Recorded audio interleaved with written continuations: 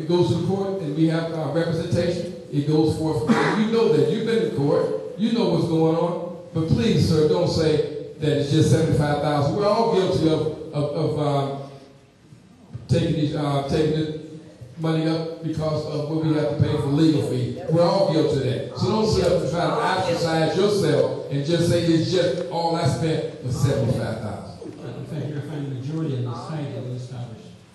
Mr. Mayor, Trustee Burgess needed to make a statement that no trustees. I would like Trustee Burgess to answer the question. Trustee that is suing the goods along with you, as he says. All the trustees. That's right. Every trustee that they suing the goods. I don't know the question. I don't think so. Trustees have never sued this village one time this year either. Oh, yeah. Sued the mayor. Change ordinance and laws on the book to fit 4 trustees or 4 or 5 votes that's been on the book for years and years. No trustees have sued this village this year, only you. I want to defend myself. You sue the village, you sue the village residents. When you bring a lawsuit against this village, you're suing the very residents that you took an oath to serve. And when you change the ordinance, you change the stuff again. Any other questions?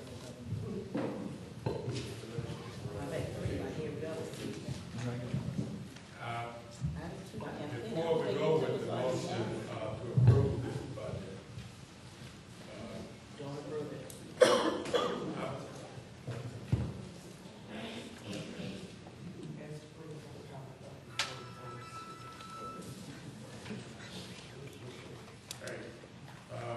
Okay, let's go into public participation before we approve this year budget. Mr. Mayor. Mr. Mayor, make a motion that we amend the agenda to move public participation up between items number 2 and items number 3.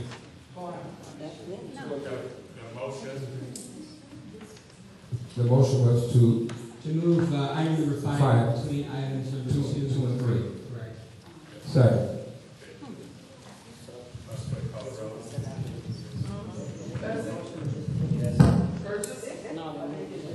Yes. Yes.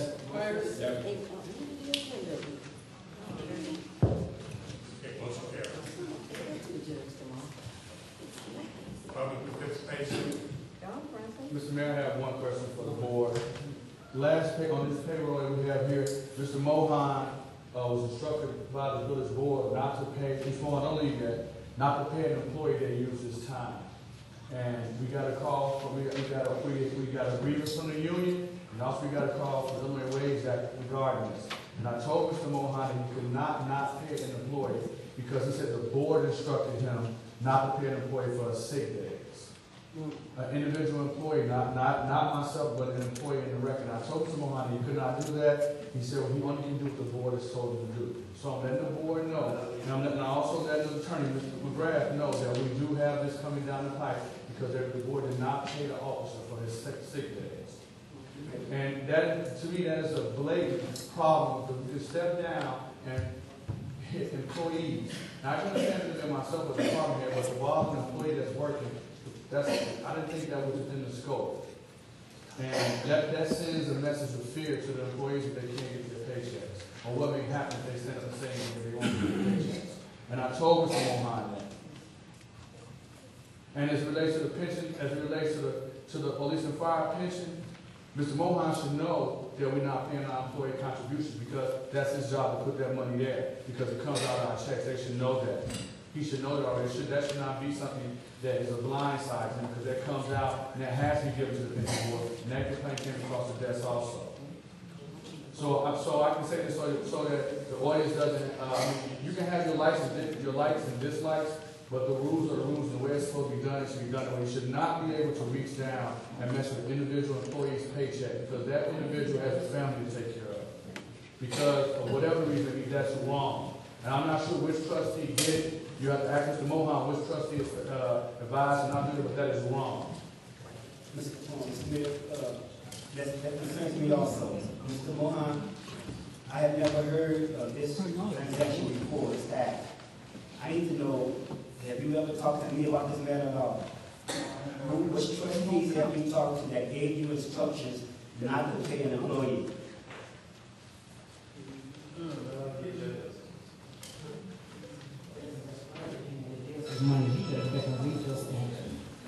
Mr. Vaughn, I need you to answer my question, please, sir.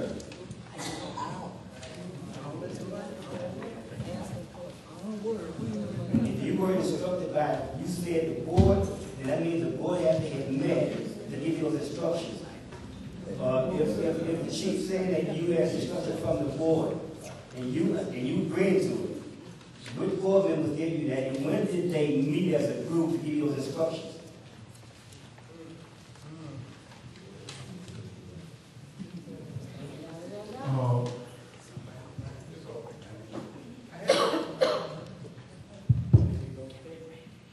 I'm sorry, please. I'll answer your question. Is something that you want to talk about personally? No, I can answer it. No. Thank you. I went through the police contract, COP contract, and in the contract, it is very clearly says, whenever an employee takes a sick time, he is supposed to bring in the doctor's certificate when he reports to the duty. If it is 3 or more days, he is required to turn in the doctor's certificate stating that he was sick. So you took it upon yourself to see if that employee brought a police, writing a doctor's slip, and you brought it to the board on your own to get instructions from them. I didn't see it. Trustee, hold on 1 second. You asked Mr. Mohan one question only. How many times have you done this in the past? And that's not true. The contract states, and Mr. McGrath is there, it states that if an employee uses sick days, he may, at the discretion of the chief of police, he may is in the contract, have to bring a doctor's certificate. And Mohan, me and Mr. Mohan had that conversation. Mr. Mohan's word to me was that he got an order from the village clerk to do this. So now, see, hold on, let me get it out. See, Mr. Mohan has his head down now, but I don't believe that you should ever be able to use intimidation among employees, especially to threaten their salaries. That is wrong. And I know, Mike, that's something you should have stepped in on it. That was wrong to do that to that employee. And I don't care if tomorrow was my last day. I will stand up for any employee that has to go through that because that's wrong. That's tantamount to nothing but bullying. And counselor, you guys should have got involved in it because that is a bunch of crap to do that to an employee because you or he thinks that he's on one side of the line or another. That is wrong. So Mr. Mayor, this is a special meeting. We're talking about the budget. This is the personnel. This is a personnel.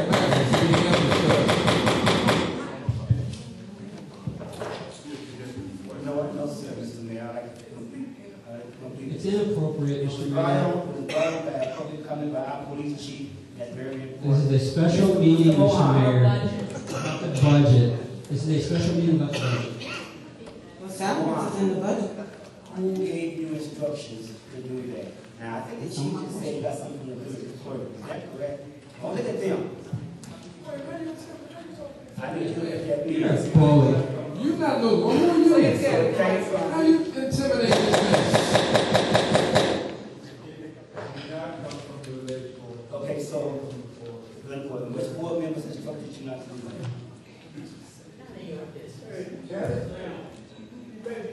Could you say it louder, Mr. Mohan, so the trustee can hear you? It did not come from the village. I know, I heard that. What board members instructed you to do that? Remember, man, you don't work for the board. You work for the mayor. There's some intimidation. Politics 101, baby. This is a budget meeting. When did they meet together and give you the instructions? I didn't call you. Did I know about this at all? Mr. Mohan, I think you remember this. You never contacted the board at first. I'm not done. About the Sauk. Mr. Mohan, I didn't get a phone call from you. You took it upon yourself to just call certain trustees and gave them this information to get instructed. Is that correct? Mr. Mayor, I think what you have is you have a bully employee that's really considered what he's talking about. So,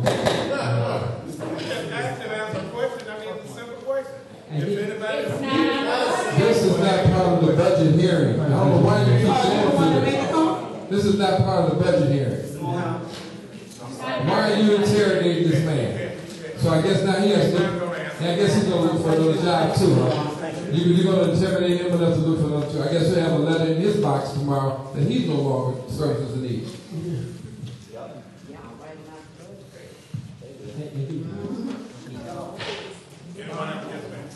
Yes, Mr. Mayor, I have quite a few questions, and since this is the budget hearing, I'm sure we don't have a 3-minute rule. And so I can definitely illegal. I'm not going to be here all night, so. Well, I'm sorry, sir. I just have quite a few questions to have to do with the budget. Can I ask one question, please? While you're standing, fine. How many positions were eliminated out of your budget? And can you tell me what positions those were? 3 of them. 3? I'm sorry, 4 of them. You said 4 or more? Name of Mr. Mohan. One is. Mr. Mohan, is that mic working? Yes. Here, fresh batteries in here. Why don't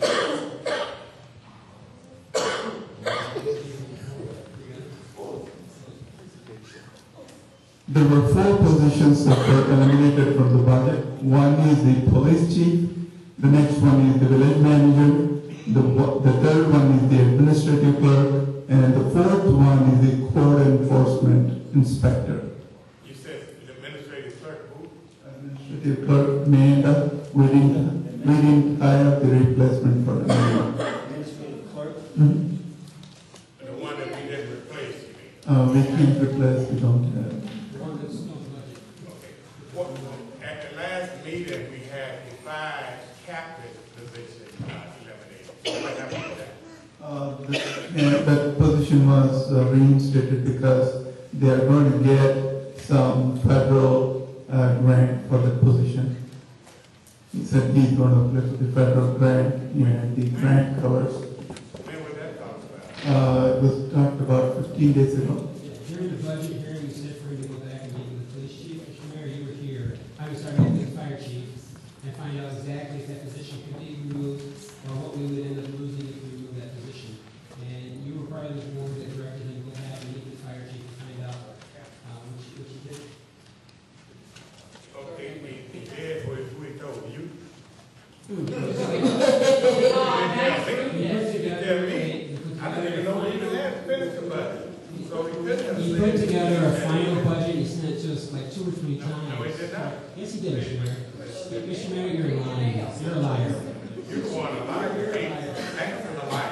Can we move on? Can I answer my questions, please? Can we move on? Excuse me, can I have my questions answered? Can we move on? That's a resident Anderson again. I'm sure they didn't come out to hear this. Oh, okay. I stand corrected. One person came out to hear the argument. Go ahead, man.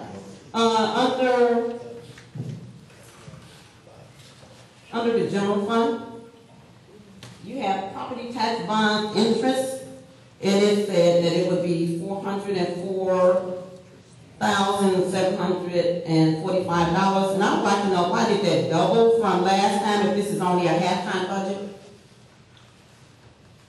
It's the second item on the first page under Fund 100. We are going to tax levy in the amount of almost $795,000, but because it is a half-year budget, I have apportioned into 50% of the tax levy. That's why it shows $404,745. Okay. And so last year we only actually got 218? Yeah, 218 because whenever we get the tax levy, it is a portion. That means a percentage of tax levy goes into various categories because the tax levy happens always in the month of December. But when we get the money, it will be another 4 or 5 months. First installment will come in the month of April. And when we get the actual tax levy percentage, it will be in August. That's why it doesn't show the accurate figure. The allocations of the tax will be based on the future date. That's why that does not tie to your $404,000. Am I clear? So somehow or another, that money is going to be accounted for. It will be accounted, but the percentage will be in effect as of when we get the actual tax levy report from the Cook County. Until then, I do not know exactly how much percentage should be apportioned to each and every category. And you're supposed to estimate it just like you do? No, we can't estimate. If I estimate it, all the allocation will be screwed up. So this is not estimate, this is an exact number you're saying. Okay, on that same one, I'm under licenses and permits. Under 2011, we had 46,000, and then we also see in this next half budget, you increased again to 50,000. Yeah, because the business licenses are due in the month of between March and April. By then, we will collect most of the tax revenues, that is, business licenses, which will be due in March and April. By April 30th, we will be collecting $50,000. There is an increase according to the community development director, who is also the administrative director. Okay, so she's saying that approximately the whole year of next, for the first 6 months, we're going to get 50,000. 50,000. Supposedly, the next 6 months, we're going to get For 50,000. the next year, That's 100,000. we will get 50,000 once again. It will not double. Okay. All the licenses are due in the month of March until April 30th. So we will collect most chunk of the money in March and April. On the same page, I am now at the fire dispatch fee, $24,205. It remained the same constantly. Yeah. If it was the total amount for 2011, the proposed budget and then the actual budget, why are we taking the whole total for the 6-month budget? Because the fire fee will be whether will there be any activity or not. The fire fee will be charged to the fire fund and it will be taken out, $24,205. So it won't double either in the It won't next double. second half? No, it won't double.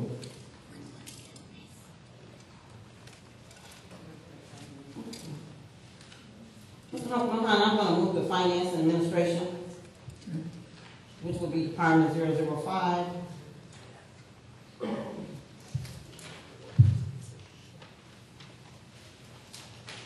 And so last year you had 47,000, and now you're only doing 25,000. Yeah, insurance will be based on actuals. It's going to be a little bit more than 47,000 because as of today as of October, I have projected it to be 47,000. It might go a little bit more, maybe 2,000-3,000. That's why I have taken 25,000 for the next year. What type of insurance is that? Insurance is unemployment insurance. And then on professional services under that same one, for the finals of 2011, we had $502,000. And so now, since Trustee Burgess eloquently talked about being sued and the board suing individuals, me being one, you only show approximately 240,000. Why not even have 250? 350,000. It is 350,000. Oh, okay. On this one that I have, it's only showing 240. It's 250,000? 350. 350,000.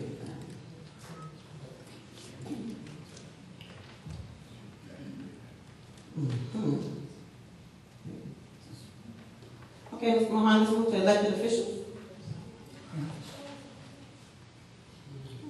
3 minutes. Oh no, this is a budget hearing. I know you're not giving me no 3 minutes. No, you're not. No limit on the budget. I know it's a budget hearing. It's not my fault. Mr. Mohan, I'm sorry, sir. I'm on an elected official, which would be Fund 100. And I'm under the Fire and Police Commission. Finals of last year was 15,000, and then now it's a drop to 2,500. Why such a major drop? Because as I said, we have to cut most of the services. So that's why we have cut the services by almost about, I can say, 75%. So let's see, is it 75 or 80%? Almost about 75-80%.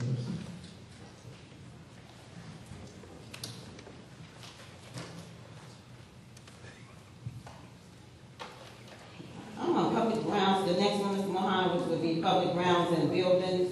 If you had a second hearing, then the public could have gotten the questions answered, since you didn't have a public meeting.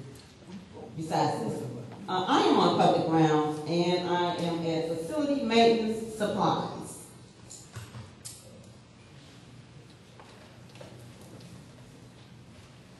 Last year you used $14,500, and now for this past year proposed is only $3,500. I want to know what supplies are being eliminated. Supplies like the cleaning supplies and stuff like that, cleaning and other maintenance supplies. So we have restricted everything, wherever we can cut, we have cut all the costs. And why only a third? Like you got 3,500 and you used last year 14. Yes, we did use 14,000 this year. Since we have not enough money to cover it, that's why we have reduced all the 9 items. Thank you. Mr. Mohan, I'm going to move to Police Public Safety Fund 100, Department 025.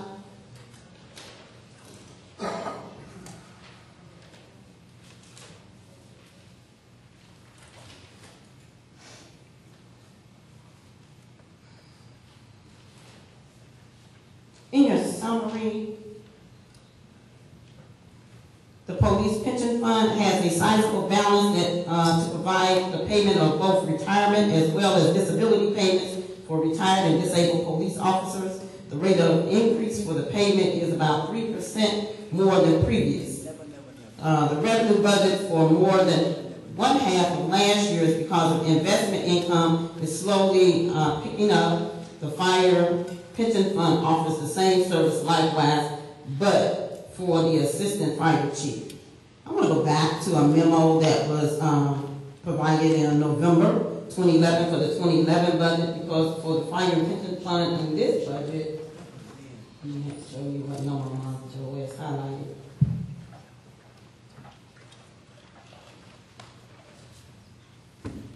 Mr. Dietrich also noted in that November 2011 summary that the police department budget only included the funding for current employees. At that point, he noted that there were 5 sergeants, 17 patrol officers, and 1 department secretary, which wound up being 23 personnel. In your summary,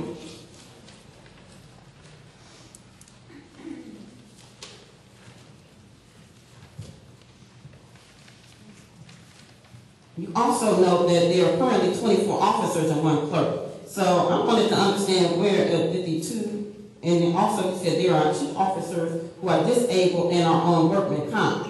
And in the absence that you have budgeted for 22 officers and on regular time and 2 officers at a third of their pay time, and that you budgeted. I wanted to understand that since it shows a difference of 1 employee, and I just kind of wanted to understand where is that 1 employee in the budget? Is that in the part-time salary wages, which you have 0, or is that a regular full-time person? No, it is in a regular full-time salary. So that one extra person is covered in the 820,000. Mm-hmm.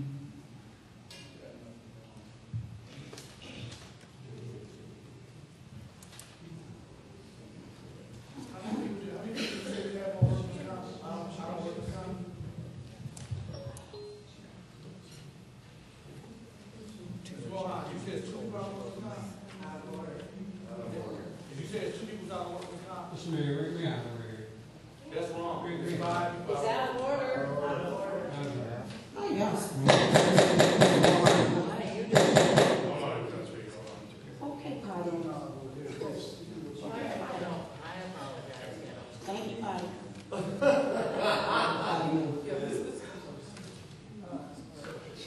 Your question to the finance director was what? You asked him how many without on work? Yeah, well, in adding the numbers from the notice from November 2011 to the summary for September 2012, there's a difference of 1 person. So I just asked him, was that included in the full-time, or was that person a full-time or part-time? And he said it was included in the full-time. And there is a difference of, and they stated here in the summary, though, that there are 2 officers, 22 officers, a regular, 2 officers at third pay, 2 officers who are disabled and on workman comp. It's in the summary. I don't know. I'm just reading what I got. I do have several more questions for Mr. Mayor. In the interest of time, let me finish because I'm still talking. You're all trying to cover it out. I'm sorry, take away my opportunity to ask my question.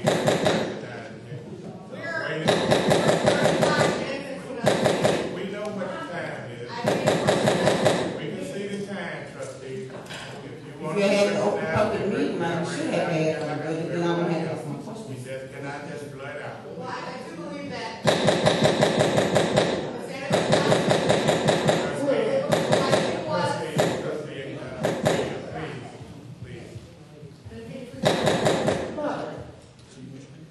What were your last questions? Oh, what's my last question? I still have several, Mr. Mayor.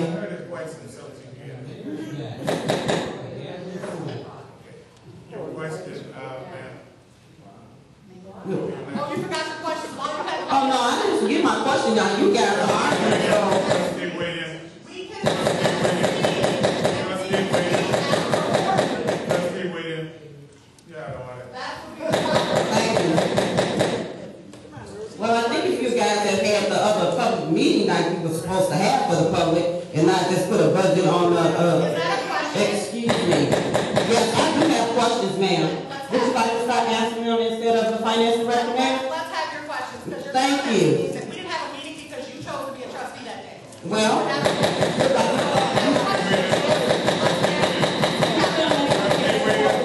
Trustee Williams, I like the way you like harassing me. I like the way you like harassing me, Trustee Williams. Thank you. I like the fact that you enjoyed it. Thank you. Ma'am, you're out of order.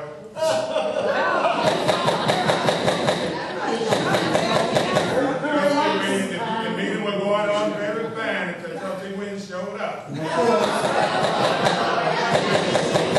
meeting was going on until you showed up.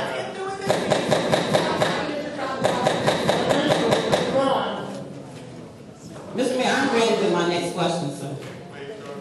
Mr. Mohan, I have changed to the combined debt services, which is Fund 605.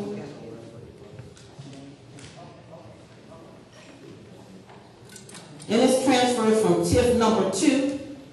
In year 2011-12, you had $1 million. And really, that's what you projected, and then you only actualized $403,000. And so I wanted to know, why is it in this budget that you have $450,000, which is an increase?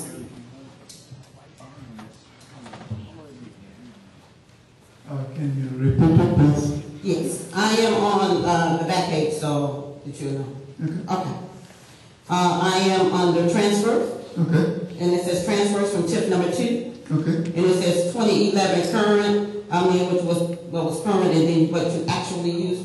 You had budgeted $1 million. You only actualized $403,000, but now you're proposing $450,000. So I am questioning, why is there an increase? It is not an increase. It is what the Cook County is going to send us the levy. It is actually 10% less than the last year's levy, divided by half is $450,000. This is because this is half-year budget.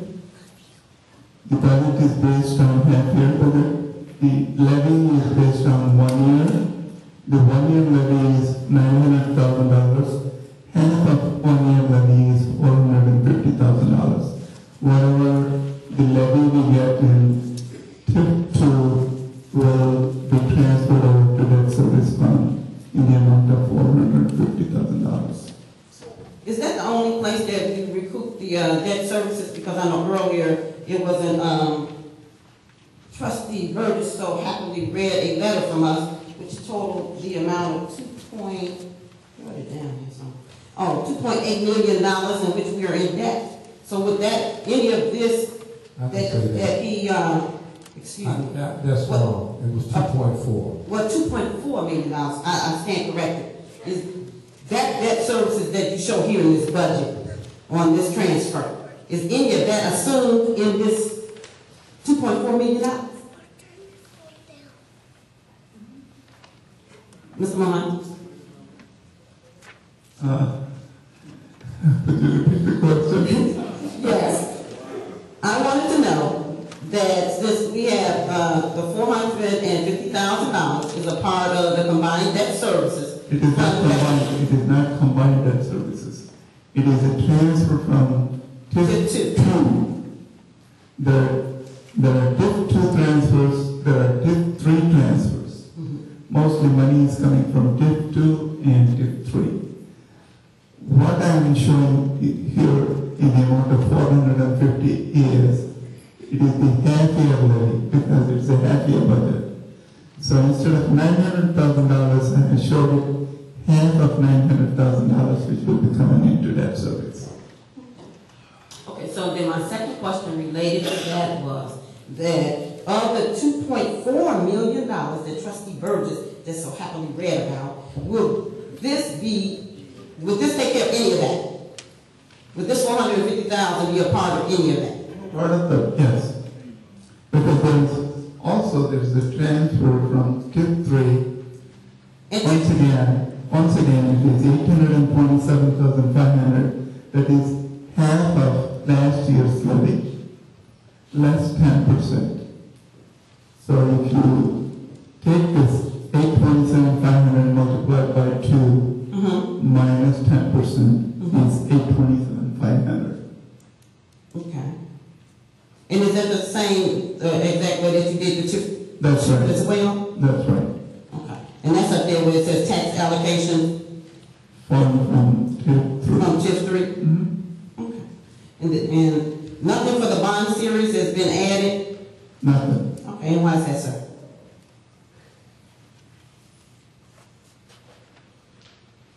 Why is nothing from the bond series that we have to pay back, the debt services? Why has none of it been added? Nothing added, because that's what I have here.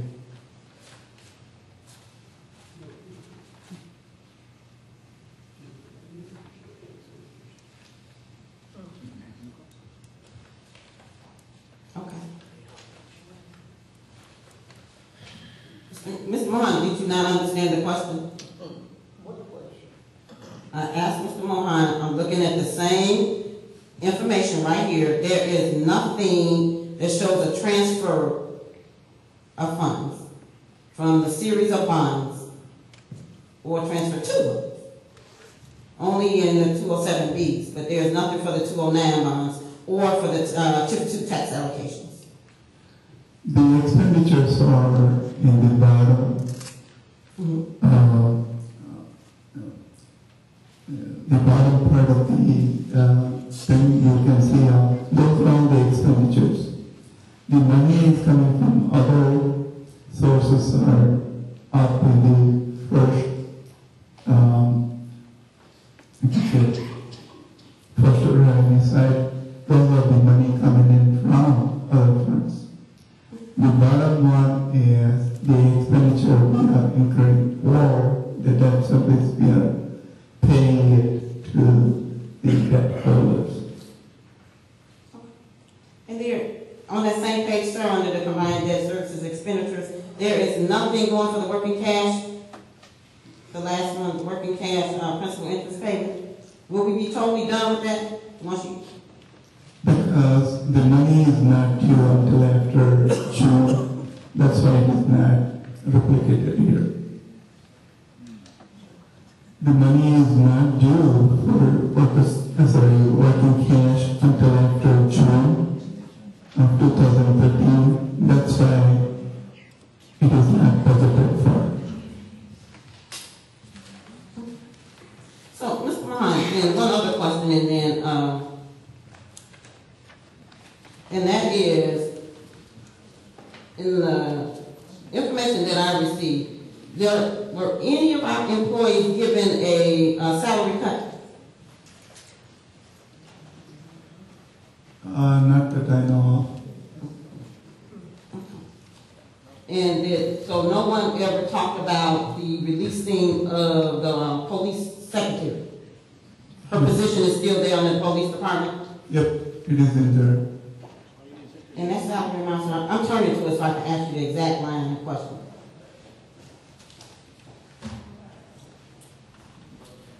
Well, I don't see a It is 125, 510 regular employee wages.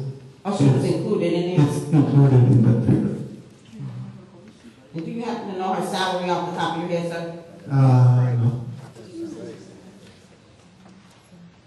Salaries are a part of your budget. For those who don't know, I'm sorry, sir. I'm sorry. Also here, one last thing. You have here it stated that under the general fund revenues, the projected amount, in spite of the general fund surplus of $22,488, the Cook County refund due in professional services like legal fees are escalating and may not be exactly ascertainable.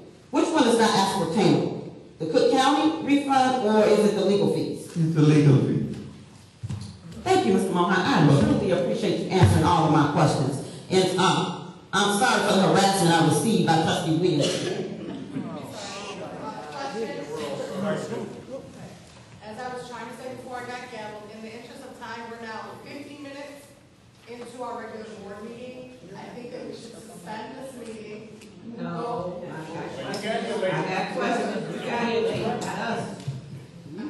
I really do think that I was talking. I think that we should suspend this meeting, go along with the regular board meeting, and then after that, we can pick this meeting back up. This is not the first time that this has been done. We've done this before as a trustee.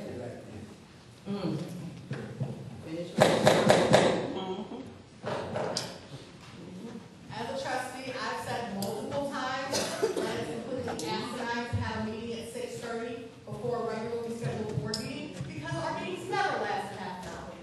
So now we have service providers and attorneys that don't necessarily need to be here for budget meetings, but you need to be here for other things. So if we continue with the board meeting. Well, you guys don't want to answer our question about our money. I'm going to repeat it again. If we suspend the meeting, have the board meeting, and then reconvene the budget meeting to then go along with the rest of the meeting, which would include your questions. Well, you could cancel this meeting because we want to know about our money. That's right. Oh my God. That's right.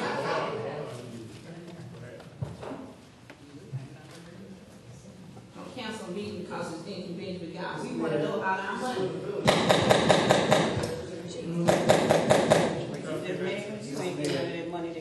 Wayne came in late. very, very late. And the citizens have been here. Like you haven't? The citizens have been here for all of this meeting, and they do have questions and concerns. If there is a concern of times of an essence, then why don't we just cancel the regular board meeting and continue this meeting right now? There you go.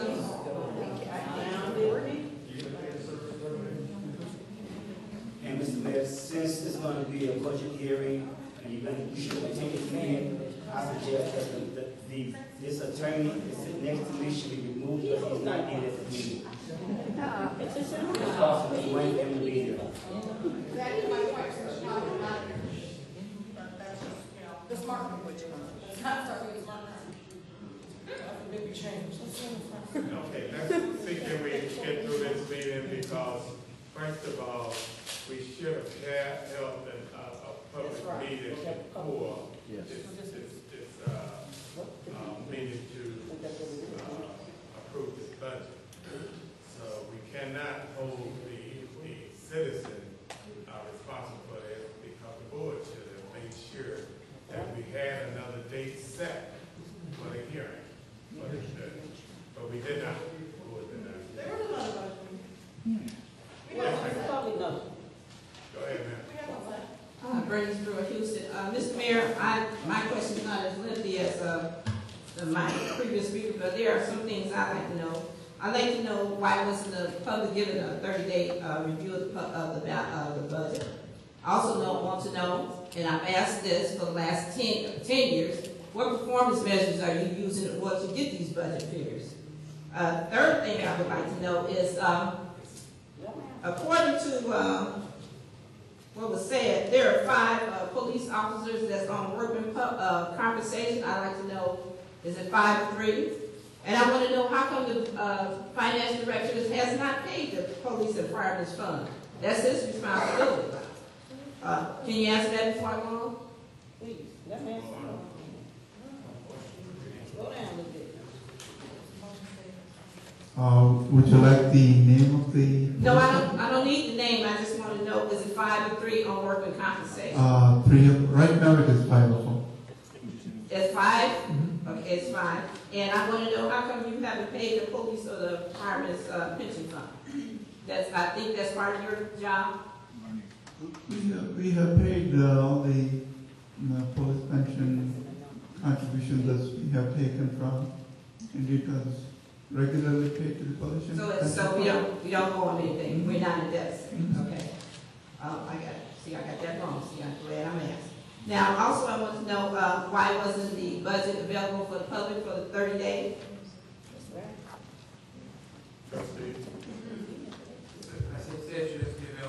I said trustees, excuse me, Attorney Brad. Okay, I'm sorry. If the trustee can't answer.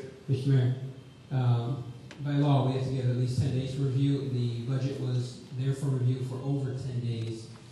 It was posted in the paper. Again, tonight we have the hearing that we're going through, so the needed steps legally were taken. And who balanced the budget without performance measures? I mean, where do you get these figures from? Nobody can explain to us. What kind of performance? Like, say for instance, I'm giving you one example.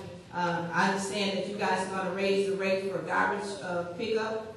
I'd like to know, how is that possible when we have less houses to pick up from? We have not done any performance. I didn't say it was. I said proposed. Example. That was an example. You asked me for one. Okay, let's go on. I couldn't get no answer to that. Now, what is the current balance of the working cash fund? It's about $10,000. $10,000. Okay, now, since residents have been coming in every Tuesday, and we're reminded every Tuesday that trustees handle the purse strings, and they're responsible for the allocation of funds, I would like to know how can and who's authorizing you to transfer monies from the fire, the water, and the utility tax fund, as well as the MFT fund. What trustees are doing this? They hold the purse strings. They told us that they the one that's responsible for this. So I want to know who's doing it.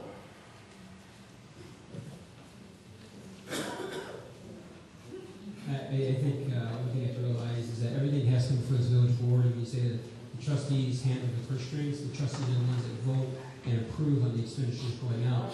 However, there are sometimes the expenditures go out that this board doesn't know. In fact, we just saw recently when the village manager had a handwritten check for $40,000 and paid a contractor without coming before the village board. In fact, that $40,000, in fact, exceeds $40,000, is still not approved by this board. Excuse me, trustee, you are answering something that I didn't ask. I asked which trustees approved the transfer of funds from one account to the other. I did not ask you about a specific transfer. Mr. Mayor, can you please direct trustee Hanks to answer my question? The trustees only approve what comes before this village board. It's usually through accounts payable, and if there's a so in other words, you tell me you guys are the one responsible for this mess that we're in. Move money. You move money from the different funds, and you guys can't account for what happened to the money. Now, from the beginning in January, there was $1.8 million in the water fund. In September, it got down to $500,000. Now, beginning. It was not 1.8 million. Well, hold on. No. It was not 1.8 million. It was 1.8 million revenue collected. Okay. And at the same time, we had spent the money, right, on the water fund? Yes. So we have spent the money. You didn't let me finish answering my question. Okay? Answer the question. Okay. There was no 1.8 million. Now, as you guys know, the water bill just went up. Starting November 1st, we have less than $200,000. I'd like to know what happened to the money. The money is going to go to airstripping, and the contractors and the Baxters would not. And if they are going to buy the equipment for the water airstripping, the money will go to the freighter company. Okay, now, it was stated here before that most of our monies are going to legal fees and consultants. If it is in general fund, yes it is. Okay. And if it is in water fund, yes it is. Now, also my question is to Trustee Burgess. As I understand it, that the money from the TRIP fund has been transferred elsewhere, and we didn't supposed to use that. Who authorized that? It's the mayor. Trustee Hanks, you were over here in 2008. Yeah, everything mayor goes again, making false statements and lies. Yeah. Nobody still answered my question. He just said it in his meeting. Again, I want to ask another question. In May of 2006, there was a sinking, I guess I'll say, money was taken, let me start with it. In May 2006, water users were charged a higher rate for the sole purpose of maintaining the wells, for the repair and maintenance of the well. As we understand it now, there's no sinking fund established. I'd like to know what happened to that money. This is way before the mayor came on board. Is that part of the 2012 budget that we're talking about now? Because I thought I said 2006, if I'm not mistaken. I can understand that, but since this is a budget meeting and we're trying to talk about this budget and the items on this agenda, that has nothing to do with this. Well, I mean, the money wasn't spent, so it should be in the 2012 budget, so where is it? Well, that's not accounted for in this budget, and since we're having to stick to these items for this budget. So in other words, you guys don't know what money it is. Maybe we move on to a question that pertains to this budget. Okay, now my next question is, since I was so reminded that McGladney, the accounting firm, is supposed to do an audit, and is my understanding that the trustees are continuing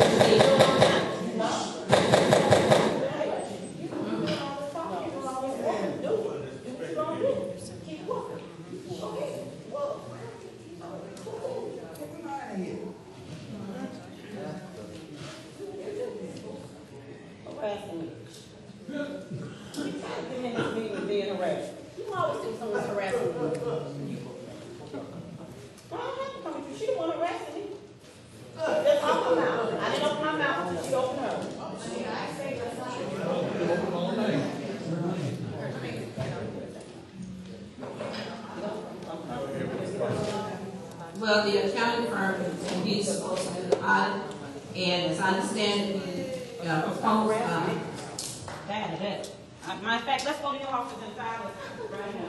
Come on, let's go to your office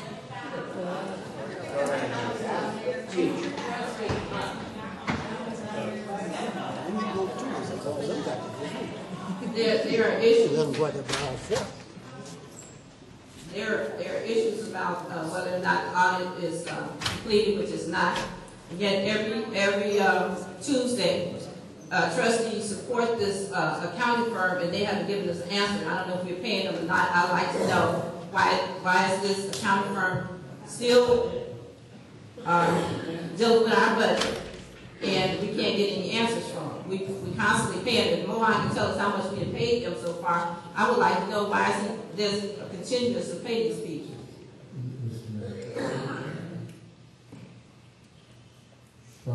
First of all, we've been talking about this for 6 months, and Mohan has not paid them all their money.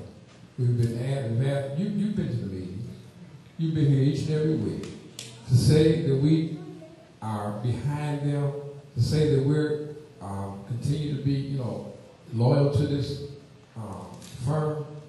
You know it's not true. We've asked every single meeting, where's the report? But to make that statement that we paid them, that's not true. We haven't paid them. We've asked them for an audit. They were asked to come down to the meeting. They didn't show up. So therefore, this board instructed them to instruct Mohan not to pay them. But to make the statement that we're behind the auditing firm, no, we're not. It's not a matter of we're behind. We've asked them to come down several times. You've been here. Now all of a sudden, now you don't remember that. Yes, you said that this board is behind this auditing firm. That's not true. We've asked them to come down. We've asked for this audit for quite a while now. For quite a while. Please don't make false statements. That's not true. We didn't do that. We're trying to find out now. I understand now. It may be November every month. This is supposed to have been done back in June. So yes, we've been proactive, asking them questions and asking them to come down. But don't twist it around as if this board is this and this board is doing that. Yes, we have asked. They haven't came. Unless you got another theory that you go down there and snatch them down here. We've asked, we called, we left messages, we sent letters. Trustee, well, I'll direct this question to you, Mr. Mayor. The accounting firm, as I understand, has gotten paid some money. We owe them some money.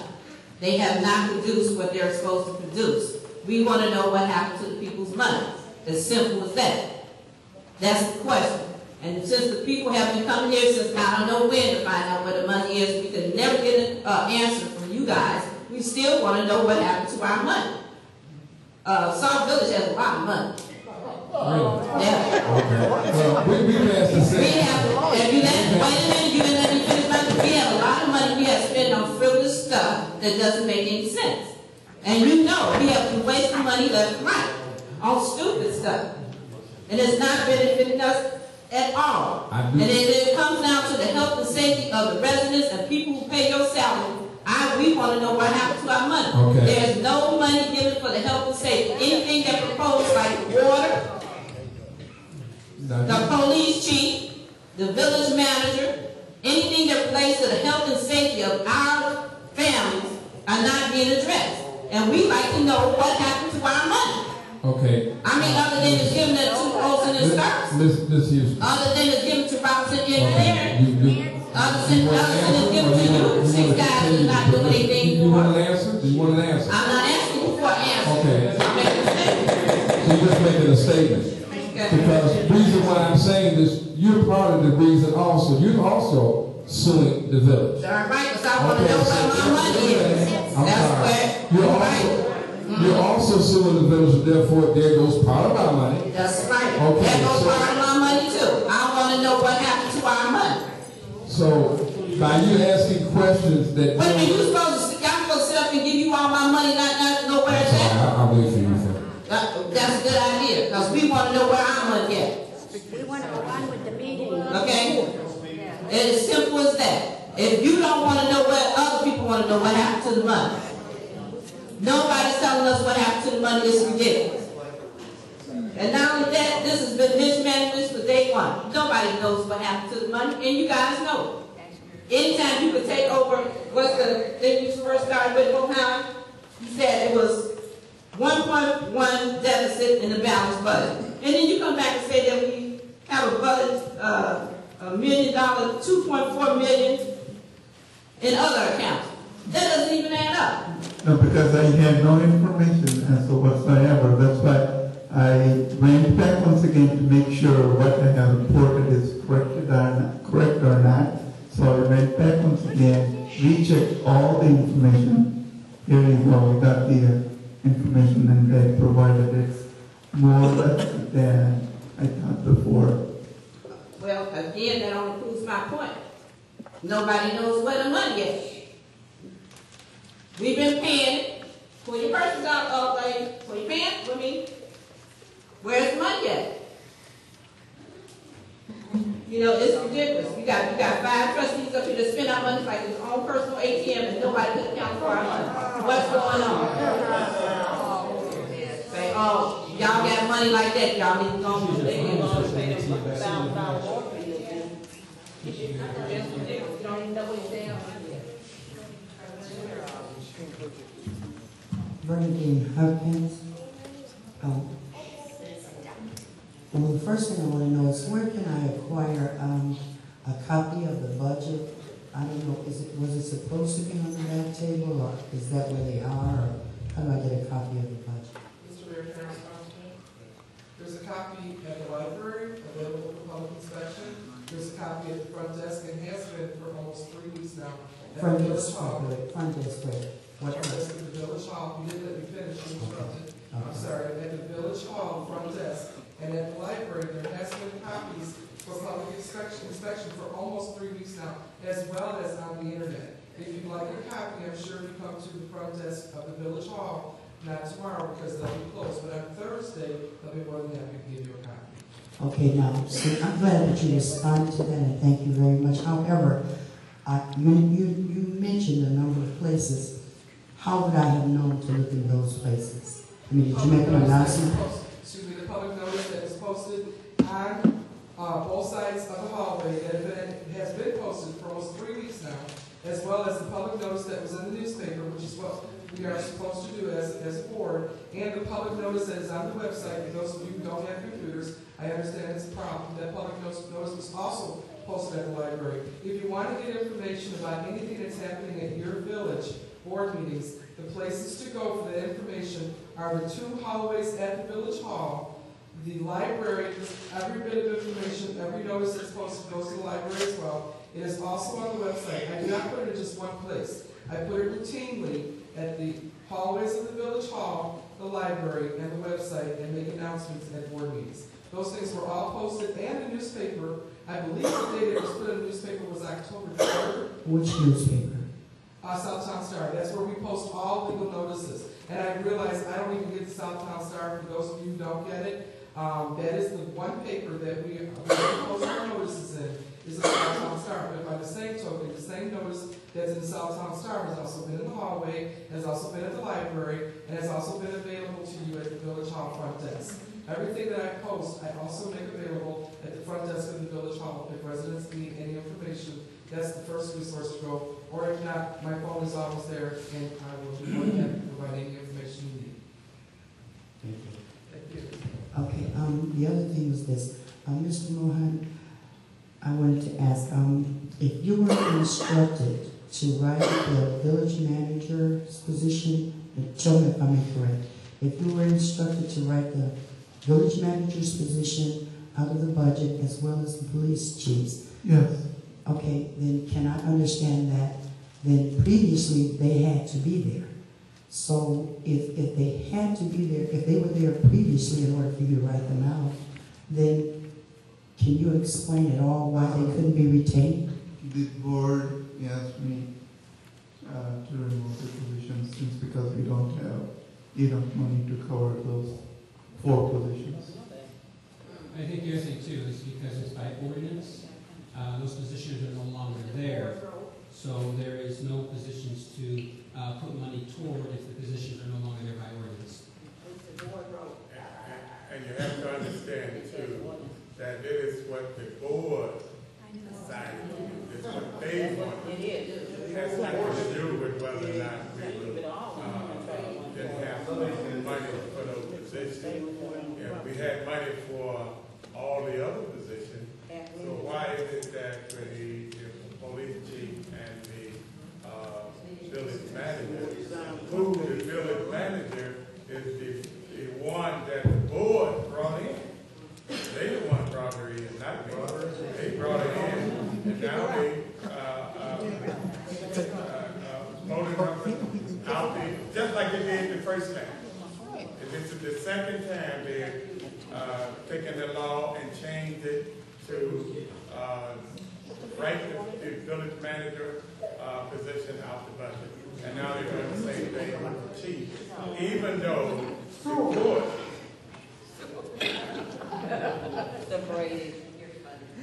even though the court said the chief of police position should, the chief of police should be the chief of police for the village of Sauk Village until the election. But they went and circumvented the court and went behind the court and wrote that position out because that's what the board, the trustees, the board trustees wanted to do, along with the village attorney. That's what they wanted to do. We had other positions. How in the world can you write the chief of police out but keep his secretary? May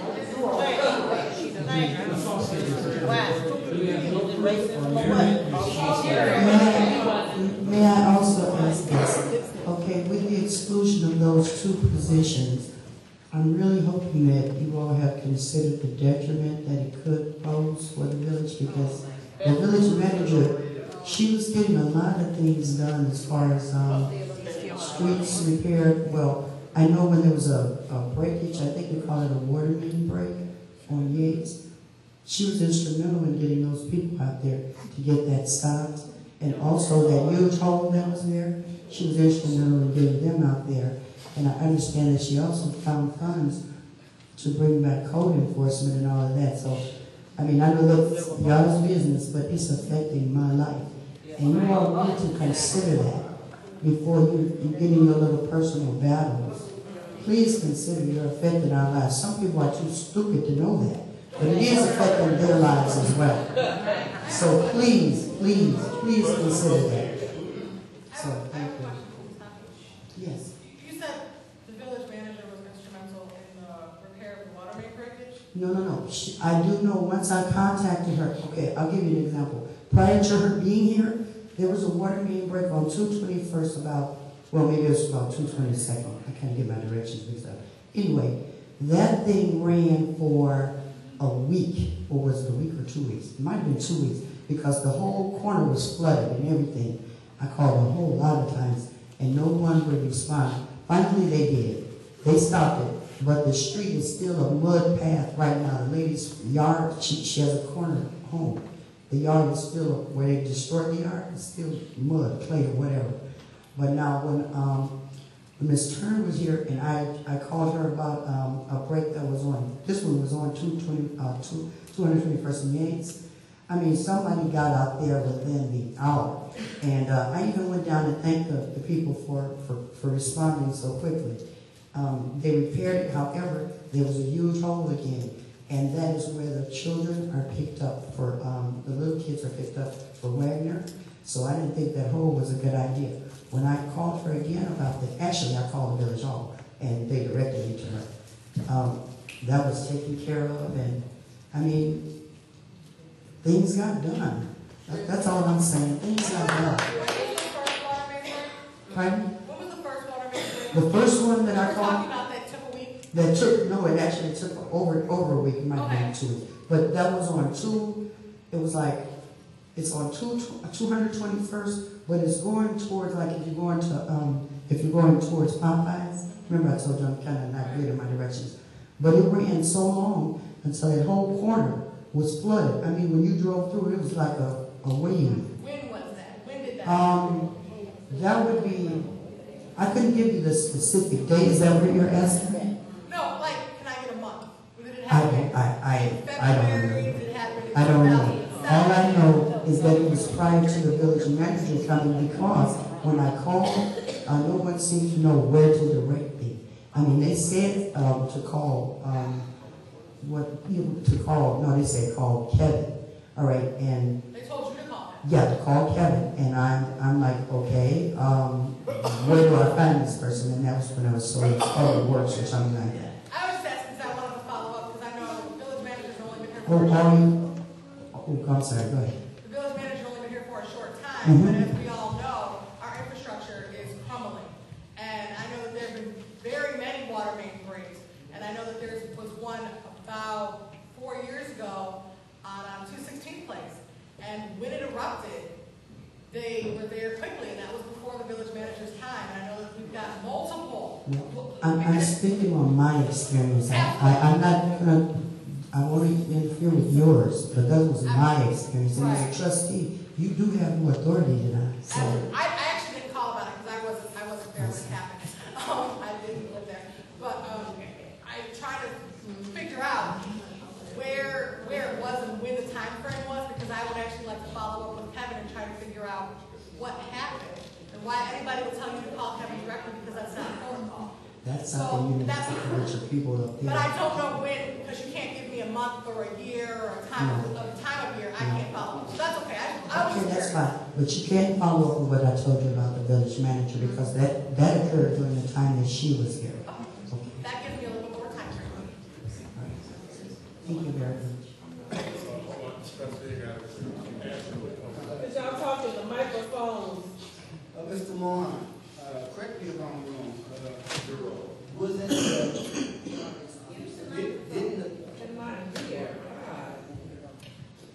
didn't the board ask the village manager to go out and create ways or find ways to find revenue for her position, the code enforcement and the police chief position? Mr. Mohan, look at me. Not Burgess and them. Look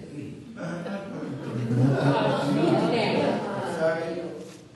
I'm responding to you.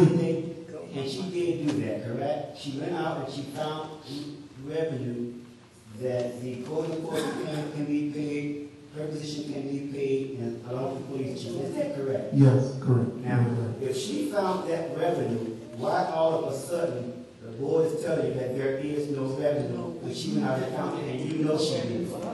Yeah, because the line expenditure that exceed the last fiscal year's expenditure. So she went out and she found this revenue, but because of the high expenses of all these law firms, the engineer firms, it took away from all of that. And now because of that, we can't have the police chief Definitely, because she did her job in finding what was asked for her to do. That this board did. She did her job. She found the revenue, and then they spent the revenue. Now we have nothing. Is that correct? Okay. I can't answer. I understand. Thank you. Village manager's responsibility is to look for revenue, not just for her job and other jobs, it's look for revenue to keep the village going, so. To say I'm only bringing in these funds for my salary, and this salary, and this salary, you can't do it, especially when the village is sitting in a deficit. I'm sorry, I do have one more question. How did you find the money? Let me respond to the trustee here. Because the board did say to the village manager, if you go out and find some funds, we'll try to keep your position in. If you go out and find funds, they help us bring the code enforcement back. That's what she did. She went out and got money for the code enforcement. They kept the code enforcement. They kept the code enforcement. But they didn't keep the village manager. But she went out and got the money for her position. Mr. Mayor, why does everyone keep forgetting? I mean, really. Yes, she went out and got the money, but we spent that in 1 month with the water. With the water catastrophe that was supposed to have been taken care of back in 2010. Had we done in 2010 what we did now, we wouldn't be in this position because we could have vetoed your overrode your veto that you vetoed the 2010 airstrip that you were asked to do at the time, but you said no. I'm sorry. Thank you. Are you still? Yep. Yes, I'm answering your question. Don't need to answer my question. But in 2010 we asked you to airstrip, and you said Trustee no. Burgess, I'm standing and you're sitting. Could I just finish and I'm gonna go sit down? I was answering the question. I was attempting to answer the question. I'm tired of false information. I'm tired of false information. Can you do this when I'm sitting down too? So you don't want to hear the answer, do you? I want to sit down. You don't want to hear the answer? That's all. You don't want to hear the answer? I'm gonna ask one more question. I just asked you. I'm trying to answer the question. Just one more. I'm trying. What I want to know is this. Please excuse me. What I want to know is how did you, where did you get the money from for this airstripping and all of the financial issues that are developing with that? Where did you get the monies from with that? Could anybody explain it to me? You want to answer that? Not, No, you want to answer. There is no money. There was no money budgeted for the airstrip, but there was no money budgeted for the water pass out. There was no money budgeted for everything that went on from July 26th to April 21st. There was no money, and we're still paying for it. Airstripping has cost us over $500,000 now. And it's going to cost, where is it coming from? I have no idea. Well, quite naturally that. But right now we have to go out, and that's why we're trying to get low interest loan right now to pay for some of this and to pay for some of the infrastructure. You guys been at the meeting, all of a sudden now this is brand new. It's not brand new. We've said that why do you think we're borrowing money? We're borrowing money because we don't have money. We have to cut everything down so we can get something. But we have to show.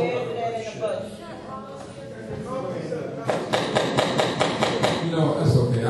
After the end of the meeting, I'll explain to those that want to hear, to those that really want to find out where the money's at, rather than just blurt it out. If you really want to know where the money's at, I can tell you where the money went. I can tell you where it went and how it went. But if you want to hear that later, we're going to talk, because right now, going back and forth, people came here to hear the budget, to hear the agenda, and we'll go along with the agenda. I'm not going to answer back and forth. But the money was spent. And that's why it was spent. Why do you think we got to go out and try to borrow $7 million? Yes, sir. My name is Nathan Griffin. I live at 22317 Brookwood. I'd like to ask the mayor, can you give me permission to ask the attorney something? Yes, sir. Thank you, sir.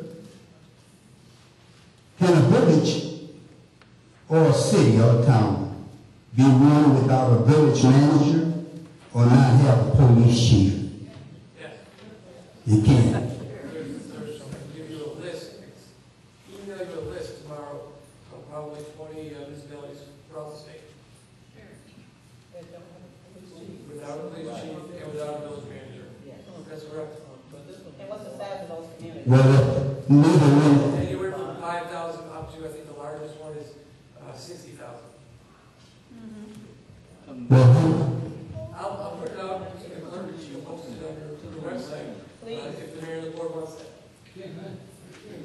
well, who would run Can it? you ask for the The village manager, I mean, if you didn't use the village manager or the police chief, who would run the village? As far as this village or those villages?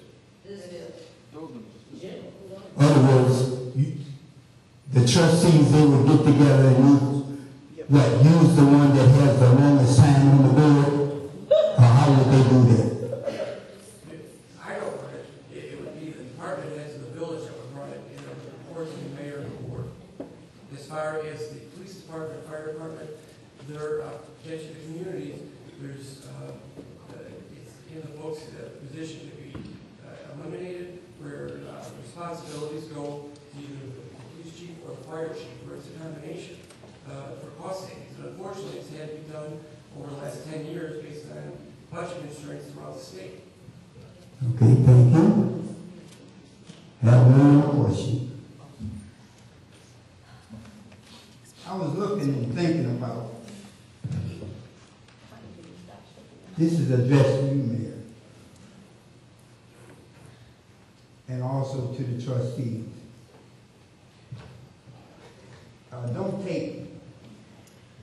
nobody's word for it. But according to what I hear,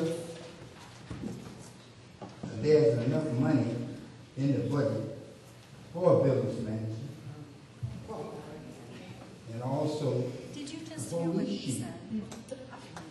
Now, if that's not true, then why not let a certified auditor come in and check the books or check the finances? Then after you get a certified auditor, you should know the facts. Thank you.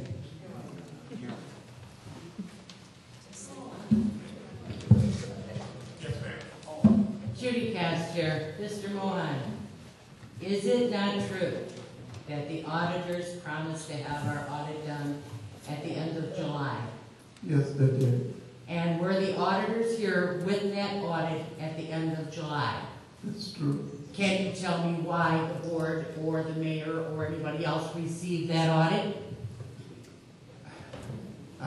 There was a preliminary draft. Yeah, by now they should have the complete audit. After having said, they did have a couple more issues regarding the lawsuits that were prevailing at the time. And I have provided all the information, whatever I can from my side. And the audit should be and must be done. And when I checked with the auditors, they said it's going to be done in the mid-November of 2012. Mr. Mohan, look at me, not the trustees or Mr. Benson. Did those auditors come here with that audit, and did they not want to be paid? Did they want to be paid? Yes or no? Yes. Were they denied payment? Yes or no? Yes. All right. There's why we don't have our audit. Now, I want to move on. Excuse me. Who denied that payment? I denied the payment. And per whose order? Because they have not turned in the audit yet. That's why. When they had the audit here at the end of July. There was a preliminary draft. But they also presented a bill at that time. Is that not correct? Yes, correct. And that bill was not? It was paid. It was paid. It was paid. Until that audit, until that month, whatever they charged it was paid. And still I have one more bill, and I cannot pay until and unless I get the complete audit. It's not going to be paid. Was that bill paid at the end of July when they came here? Yes, it did. Okay. Now, who wrote the check? You wrote the check for $40,000. Who told you to write that check? Village manager. You wrote the check for $8,500. That was going to be a monthly check. Who told you to write that? The village manager. He's talking two different things.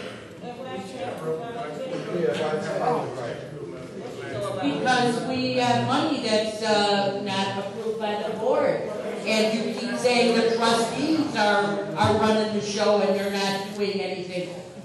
This money's floating around and nobody knows it's been floating because checks were written without the approval. Money was transferred from account to account, Mr. Mohan? 1 second. Were you referring about the audit fee? Were you referring about the audit fee? No, there were no checks, no hand checks were returned to the McLaughlins. All the checks were returned in the regular accounts payable, which was approved by the board. There were no hand checks returned to the McLaughlins. You know, if I really wanted your advice or your answers, I'd ask you. Thanks anyway. Mr. Mohan, do you have anything on budget-wise and everything about the 3 new vehicles that were brought to the police department? Yes. That is in the accounts payable as of today. As of today. And Is there also the detailing of one of the vehicles? That I don't know. I was not given any information about details. And yet here's more money, but the village board, we have not heard of this at one of our meetings, yet we have vehicles and we have them detailed, and it hasn't gone before the board either. So now you're talking more money that we're spending, and everybody thinks we've got all this money. Why isn't it going before the board? Why aren't the people learning about it? Why aren't the people being told about how many grievances there are with the police department and how much money that's costing us? You want a village manager, but she spent money like it was going out of style. You have volunteers who are going to give water, yet she fed the volunteers and their families and wrote checks for over $2,000. She drained our You know that's not true. You just saying.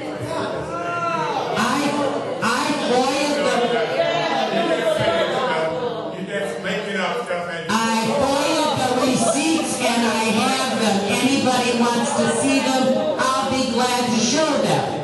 I have the receipt. I have the receipts, Mayor, and I'll be glad to show them. She spent more money than she brought in. And I want this lady to stop talking while I'm talking. Nobody talked while you were talking, Joseph.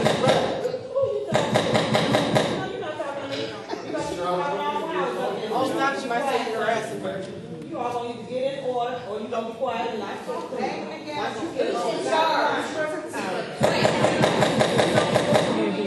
And I came up here and created this monster because you allowed it, Mr. Mayor. This is the first special meeting that I've been to that you allowed more than 3 minutes to talk, and I've been making sure I'm using up more than 3 minutes because you allowed it, and it's stupidity. And more things came into a budget hearing, a special meeting, than what was necessary. But if they can do it, so can I. And I'm tired of your friends, your acquaintances, your candidate buddies, or whoever getting their way, and the rest of us have to be gavelled. You can take that gavel and bury it somewhere.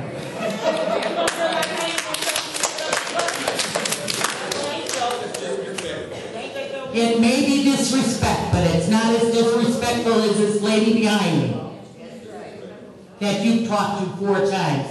And again, another friend. You don't respect the man.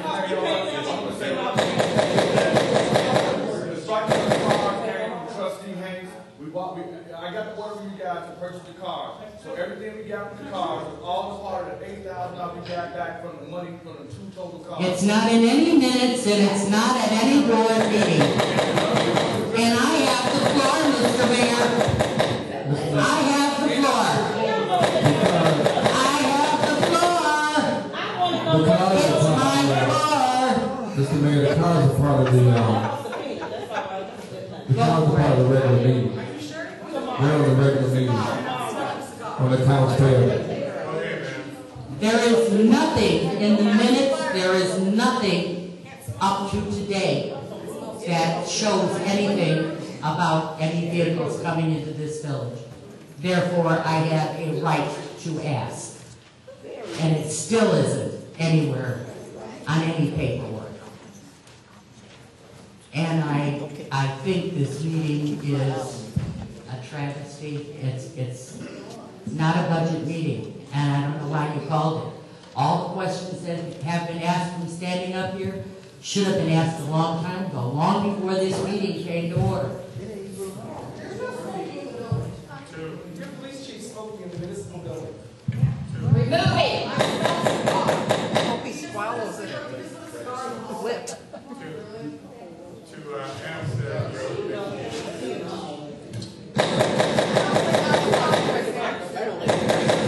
I'm actually facing the hallway. My eyes work pretty well. I'm sorry, what you said?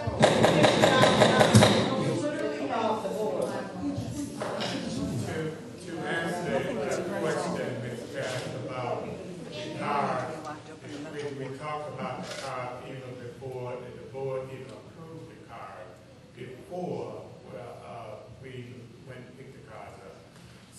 I mean, you was one of the main ones screaming and hollering about the condition that our fleet are in. Now, for the chief to go and get cars that would be added to our fleet to help our police department, and now you're screaming and hollering that we shouldn't have them? I mean, which way do you want? Well, if they had done their homework, they could have got flags for nothing from state police. That's why I brought it up. I don't know, because it wasn't brought before the board, because nothing was said. I was sitting right there, you sit right there, you sit on the desk. No, I was not. This happened at a budget meeting, and I wasn't there. Mr. Mayor. Well, you should have been. Mr. Mayor, just so that the residents realize that what brought before us at a budget hearing, the chief, when he came in to get his portion of the budget, requesting, he brought to the village board's attention of 3 police vehicles, 1 being an SUV, 2 being squad cars, for the grand total of $12,000. The $12,000 was to be paid out through $8,000 which went direct insurance claim, and $4,000 coming from the general fund. The police chief also informed us that the units came with working lights, it came with radios that could be used, and the town that we were purchasing them from, Downers Grove, was going to put the striping on for us. So, I mean, if he's still within his $12,000, I guess that's the question. The thing is, and you're right, nothing is coming for his village board yet. We don't know how much money's been spent. I think that's something probably the financial director should get to this village board, because the village board gave a nod to get 3 more vehicles, so we have 3 additional vehicles, because we do know that we have squad cars with bumpers falling off, they need some major work. So we gave the nod to move forward based on the information that was provided. The striping was not done at Downers Grove. It's already done, and it was done for over $1,000. That's 1 vehicle. But the board didn't know that either. Go ahead. Linda Washington. I'm just trying to get some clarity in regard to the budget about, I heard that the village manager was told to go out and find money for her salary, and she did that. And the money that she found, the board decided to take the money that she found and use it for something else. Is that what I heard? I can't hear you because they don't really talk in the mic. I can't hear you, man. No. Yeah, that's not true. The money was used for several things. One for code enforcement, and the other one, they still have money they set aside in an account for whatever they want to do. But I'm saying there are different line items for different money that come in for various reasons. Like you can't spend money for a particular thing for something else. It has to be used for whatever it's for, just like grants or whatever. So if she would have found money to bring back code enforcement, and you brought back the code enforcement, she also found money where she could get her salary paid for to continue to work on a daily basis to help to assist her run the village. But then took the salary that she went and found and used it for something else. Is that what you're saying that you did as a board? That's not true. Well, they used it for code enforcement. That was one of the things for her position and the code enforcement. She went out and got $300,000 for those bring back code enforcement in her position. So they brought back the code enforcement and eliminated her. I think that's horrible. And then number 2. The money that was found was supposed to be helped to use to pay back the county because we owed them $500,000. So to go off and say I got that money to save a job, that's not true. And again, the mayor is not telling the truth because that money, that's why that money was put to the side so it could be used for nothing else other than paying back the money that we owe to the county. So she was told to go out and find money to pay to the county, not to pay for her own salary. No, her job is to find money for the village as village manager. Which includes her job. That's all I want to know about. The other thing is code enforcement is bringing in the majority of money based off the fines and stuff that they're receiving. So code enforcement is just about almost paying for them, but at the same time, we're at the point where we still have to let a code enforcement officer go because of the way the budget is. So then even more so, the money she found to bring back code enforcement and for her own salary, because code enforcement is bringing in enough money, as you just said, to pay for themselves, there should have even been more money for her salary to be paid. Okay, I'm done with that. Number 2, the police chief position that you all decided to phase out and to no longer have with the budget.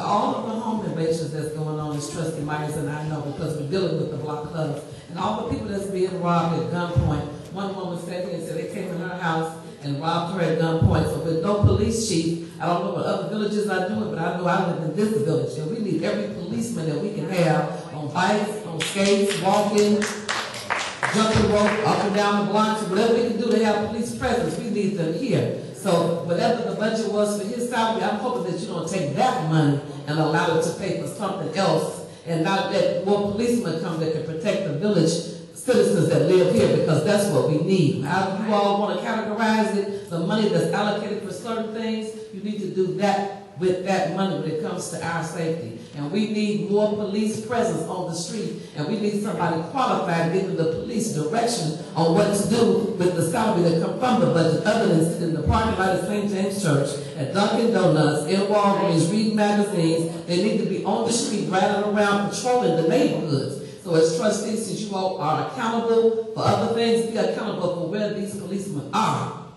Ms. Washington.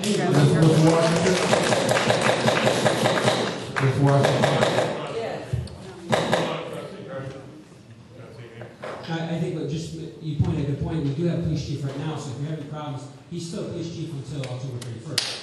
So there is still a police chief on board. The other thing too is with the cuts that were made, we are not reducing the amount of police officers that we have on the streets.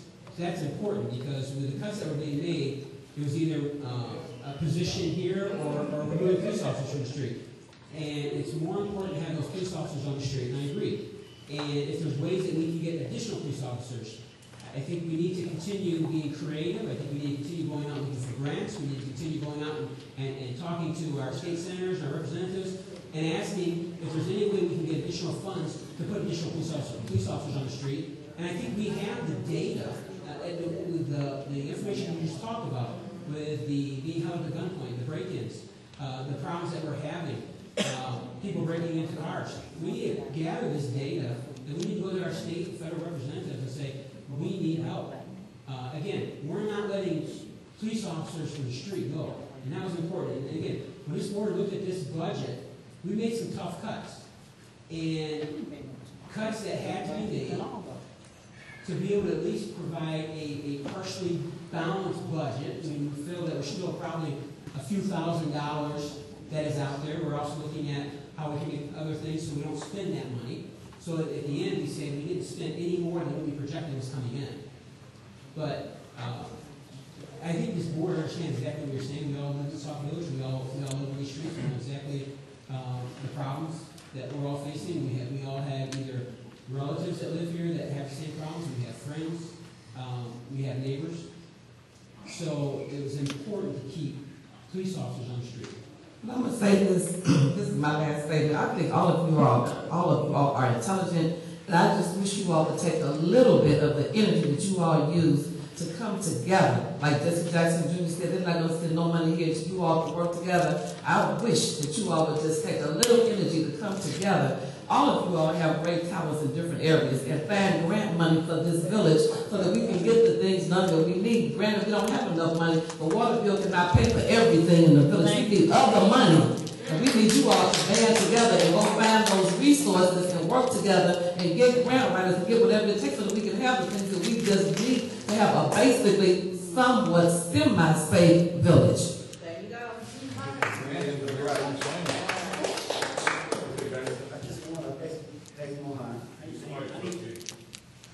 I need clarification. I want to know.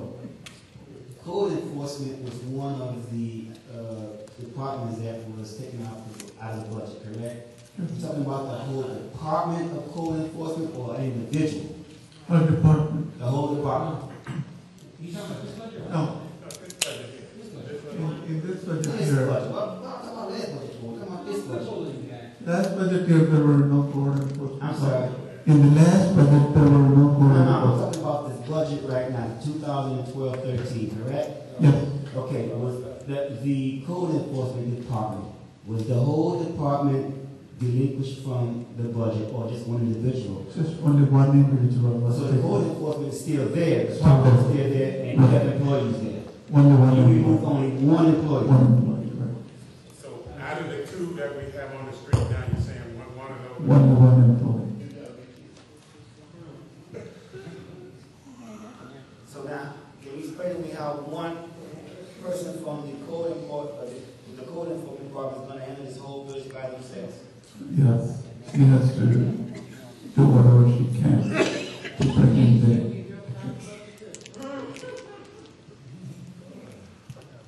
Yes, sir. Mr. Mayor. No, I'm sorry. No, hold on.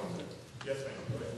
I was just going to comment to Ms. Washington, and as I think you brought up the point last week too, and we talked about the fact that I was going to be talking to Mr. Fox about increased staffing. I attempted to do that and was not given an answer. I then went through the mayor to try to get the answer, still have not received the answer. So as Trustee Haynes said, we still do have a police chief.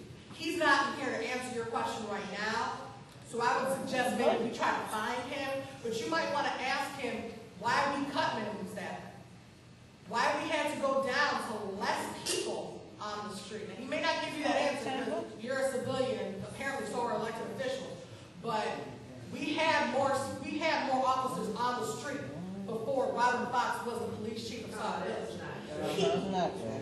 He cut minimum staff.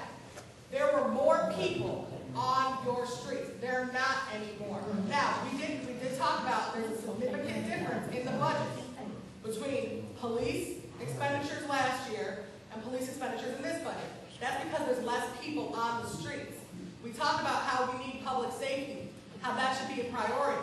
Well, if that's a priority, that means we need more officers on the street, not less. So I would encourage anybody who has those concerns to talk to Mr. Fox and ask him what we can do. Because when I attempted to do that, I got no answer. And I'm just saying that because I told you, ma'am, last week Tuesday, I would give you that answer and I would have that answer for you. I do not have that. I did attempt. If you would like to, I can forward you the emails where I attempted to get that information because I emailed Mr. Fox and the mayor from that chair right there 7 days ago. Thank you. You're welcome. Mr. Mayor, I'm kind of, the chief is out, but a statement was made, and I need some verification again. It was said that Chief Fox cut some staff, and that's why we don't have that many officers on the street. Did he cut any officers? I don't know about the internal. Did Chief Fox cut any officers? No. Okay, so if he didn't cut officers, why do we have less officers on the street? I can answer that. I think it's not Chief Fox. You're not the mayor. We used to have, and a certain number, I know he doesn't like to talk about staffing in public, but we used to have during 7 to 3, 3 officers on. During 3 to 11, 4 officers on. During 11 to 7, 3 officers on.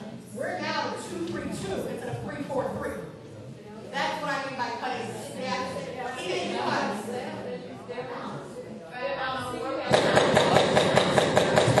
And one on 5 out and one on If I can explain, that's what I'm understanding. And again, man, if you have 20 employees, okay, regardless of what position you're working, if you have 20 employees, to be down 5, you just down 5. Keep talking to him. If you have 20 employees, okay, you have 3 shifts to cover, okay? You need 3 for the first shift, 4 for the second shift, and 3 for the third shift. 10, right? Exactly. So let's say 5 people go away, they get 6. That leaves you with 15, right? Okay, you still only have 10 shifts to cover. You can still do that with 15 people. The fact that you missed the amount of people, your physical bodies went away, does not change the amount of shifts you have. When it changes is when somebody who has the authority to do that drops your shifts. We'll go again to 2 plus 3, which is 5, plus 2 is 7. You've gone from needing 10 bodies to fill shifts to needing 7 bodies to fill shifts. Whether you have the same 15, you only have 7 shifts. That's what I'm saying. You go from 2-3-2, which is what we are now, to going from 343, which is what we were before. That's what I'm saying. Regardless of anybody being on sick leave, regardless of anybody leaving the department, you still have less shifts to work the street. That is what I'm saying. I hope you are understanding that point. That's where the problem comes in. When you have less open shifts to fill, that's left people on the street. It doesn't matter how many bodies you have to fill them. If you only had 10 people and you have 10 shifts to fill, you would need 10 bodies to fill those shifts. Fortunately, we don't only have 10 people. We've got over 20, but we only have 7 shifts to fill a day. That's what I'm saying. Going down from 10 to 7, where crime is increasing, is not smart. I've stated that multiple times. We need to go back. And residents who are having these problems need to voice their concerns. But you're stating that, but you're only stating overall. In that case, you have to have people have time off. You have to have days off. You manage these people according to your staff. Where you were saying you're just going straight. You're not factoring in all the factors. You're leaving certain parts out. And that's what happens in this meeting, period. Since I've been here, you all explain what you want to explain.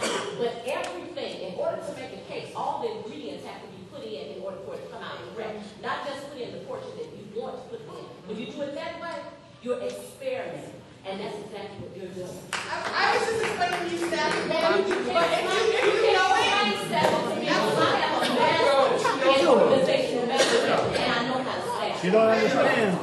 Yeah, I will work. But I would suggest you talk to Chief Munson. Apparently he doesn't. That might be a good thing. You need to talk because you don't. You were explaining. You answered for it. You said you can answer it for it. You answered it, and you didn't do a good job. You did a good job to the people that don't know what they're talking about. Have a good night. Drive safe. People just you don't drive. Listen, I got 3 questions. Benson, Mayor Cook, and right, I want to know where's the projection of the funds located in the budget for the airstrip? That's question number 1. Question number 2, was the 40,000 check that was paid to Baxton and Wooden approved consultant for the airstripping? And the $172.50 that was paid to Myers, is that in this budget? 172 what, sir? $172.50 for the water distribution. Well, if you paid attention and did your homework, you would probably look, there was a few phone calls. Now it's my turn to talk, all right? Now it's my turn to talk, all right? You asked me and I'm going to explain it to you. We get a certain amount of pay per call for the 1 hour, 2 hours out there per call. There were several fire calls during that time period also. And then, yes, but also, if I remember correctly, I do think that Ms. Turner paid volunteers with gas, paid volunteers with food, paid volunteers with extra water. I know this for a fact because I saw them gas up at the gas pump. And I asked, they said no. And now I also know that when that food came down here, a lot of the volunteers down here didn't receive anything. So yes, that was from our call. No, I was just asking Myers, was it in this budget? That's all. That's all. Now, I wasn't criticizing what it was paid, why it was paid. All I just want to know what's it in this budget. It should be in the budget. It's paid out with this village funds, somewhere in the budget. That's what we got to finance the record for. So, probably last year, so that's the current budget that we were operating off of. That's all I want. Chief, you said that there was people that were delivering water, got gas up at the gas station. Is that out there? Shout out. Yes, sir. I approached a gentleman, and I did not recognize the car, because it's a personal car, did not have any plates or anything on it. I asked them, I said, what are you doing? And they said, well, I was going to instruct I could come down here and get gas. Now, they had a gas card, Mayor. I guess Kevin can run through and see who that gas card belonged to. Because every municipal employee that gets, well, every municipal employee gets a gas card to it'll run through the machine, and then that prints out who gets gas. And when you go down to get your gas, you got a gas card, it prints out who gets gas. And the superintendent of public works can tell you that whatever card goes down, that's so much gas is on that card. So I have no idea where he got a gas card. All I know he had a gas card. I don't know all the employees in this town, but he said that he gave permission, he got a gas card.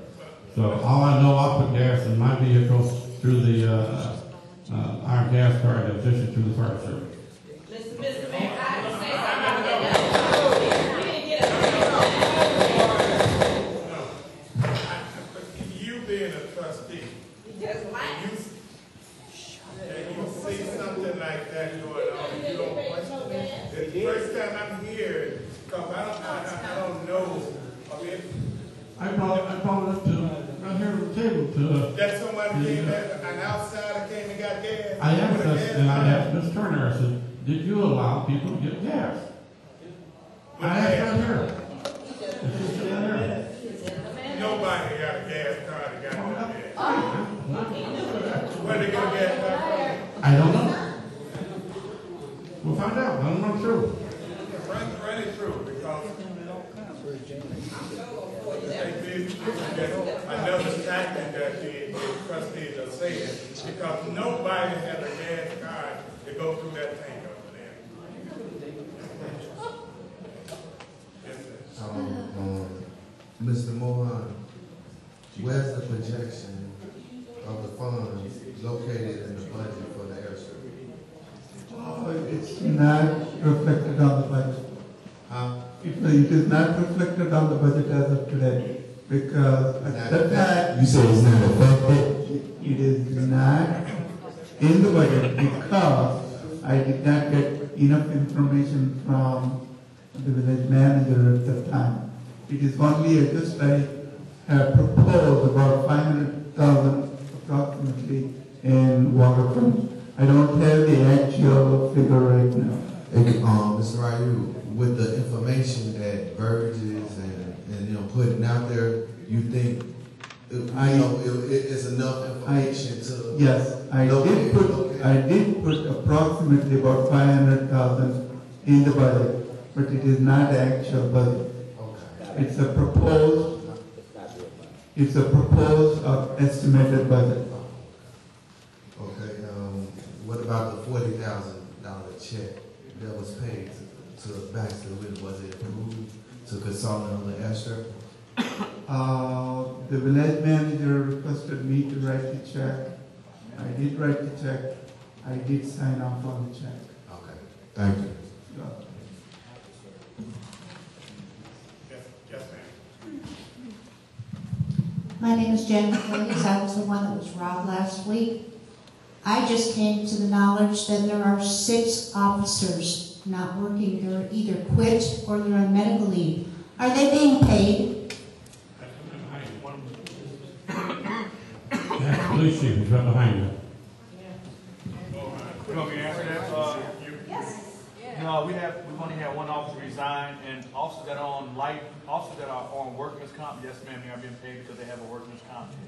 But they're being paid by workman's comp, correct? Yes ma'am. Not by us. Well, it's just, So why weren't they replaced?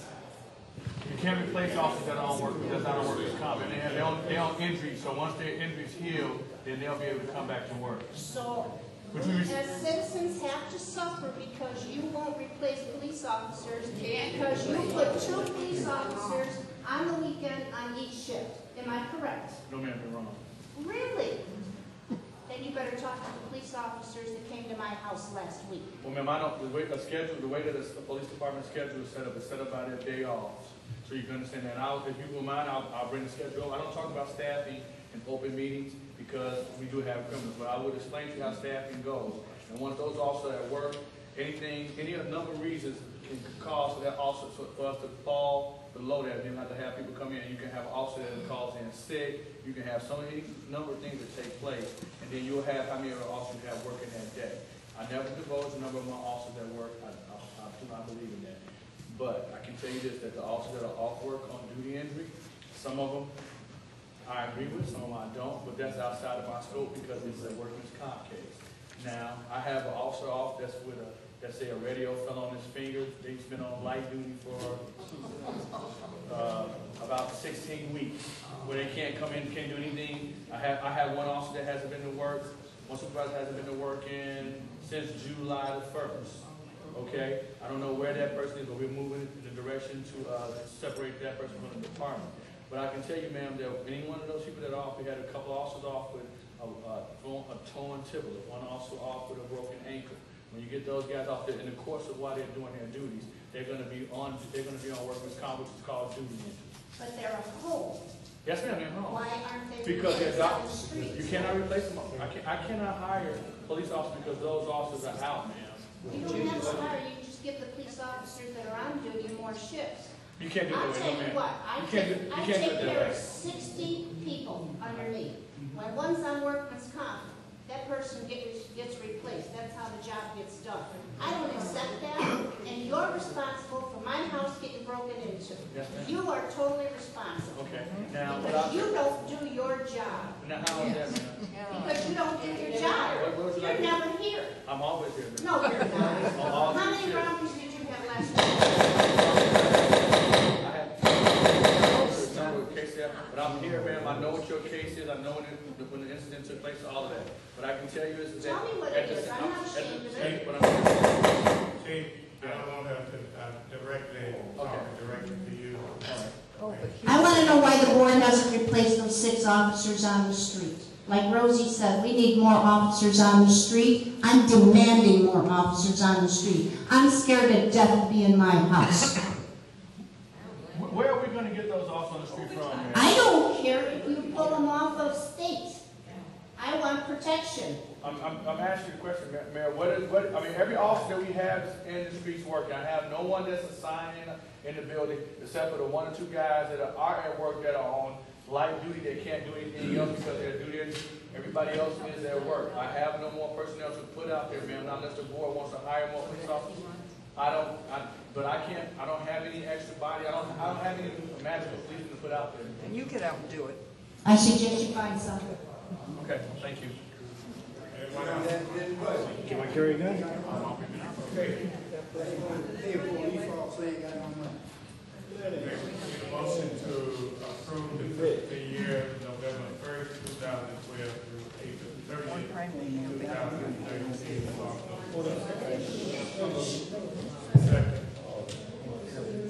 Second. And break all the roads.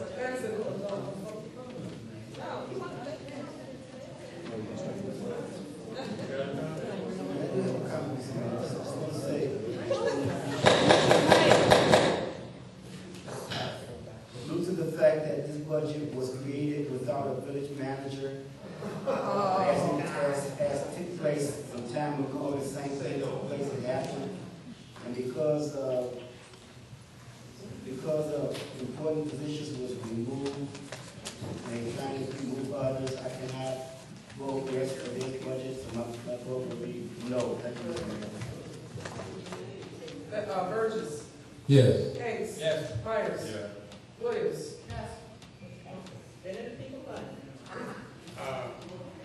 As Trustee Benson said, I have lots of problems with this budget. I would not be signing off on Mr. Mayor, if that's the case, November 1st, are you prepared to shut the village down? Are you prepared not to pay salary? Because if the budget's not passed by November 1st, are you prepared to shut the village down and tell employees?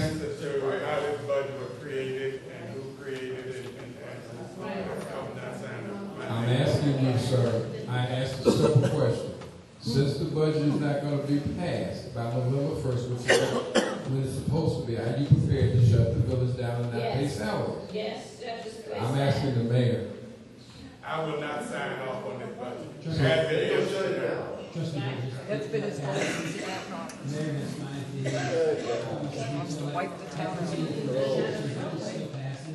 and we will get budget placed. Could you speak in the mic? I'm just asking him, I just asked the You question. got my answer, I'm not signing No. off on this Okay, I understand. That the budget that the trustee presented tonight, I would not sign off on it. Okay, and that's my question was just. You got my answer. No police officers on the So street. I'm just saying, because you're saying that you're not going to pay anyone, because that's exactly what you're not doing. You're not signing off on the budget. That's all I ask. Trustee, just remember that the mayor does not carry the residents, it's just the Number 4, motion to approve an ordinance making appropriation for corporate purpose for the village of Sauk Village, County of Cook, and Will, State of Illinois, for the 11, that's 1/2012 through 4/30/2013. So, It's second. This is the same story. This is to approve the payment of the fiscal year, right? How many years have you been trustee? No. Burgess? yes. Case? Yes. Myers? Williams? Yes. Okay, need a motion to adjourn. So, All in favor?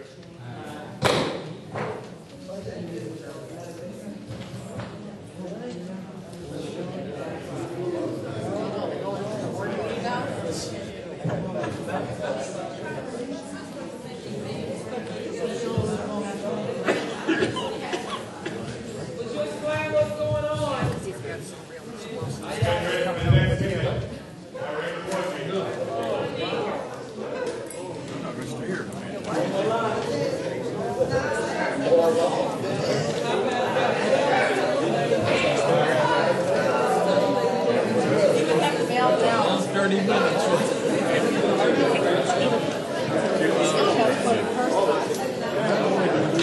That is, it's pretty much part of the circus.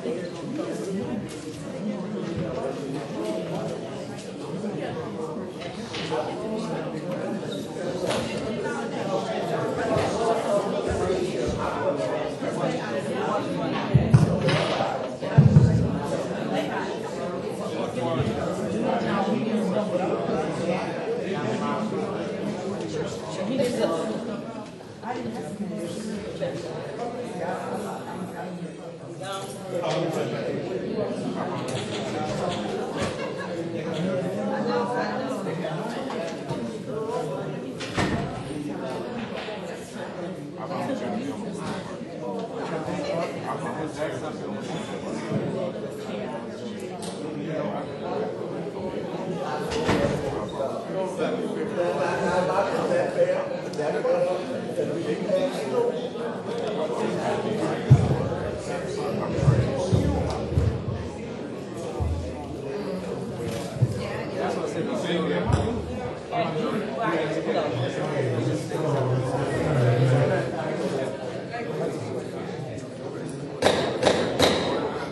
Village Board meeting now called to order.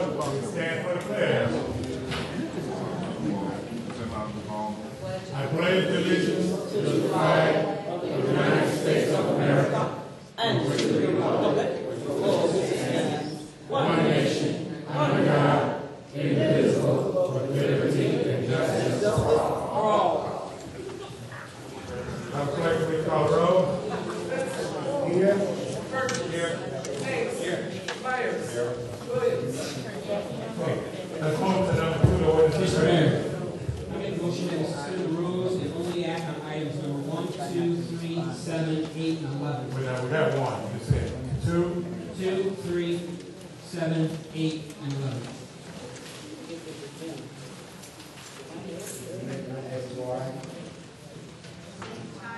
So, second, I make a motion. All right, comments about that?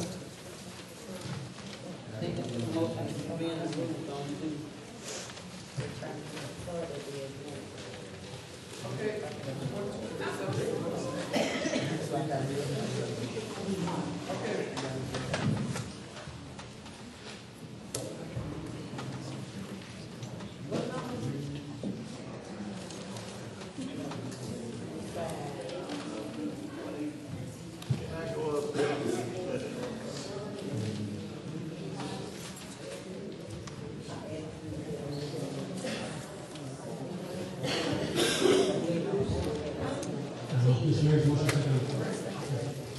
Any other comments? Madam Clerk, call the roll. No. Burgess. Hayes. Yes. Myers. Yes.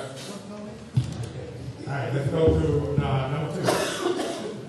Need a motion to approve an ordinance creating chapter 127 of the outdoor advertisement of the village code. Mr. Mayor, I make a motion that we approve the outdoor advertisement ordinance. Second.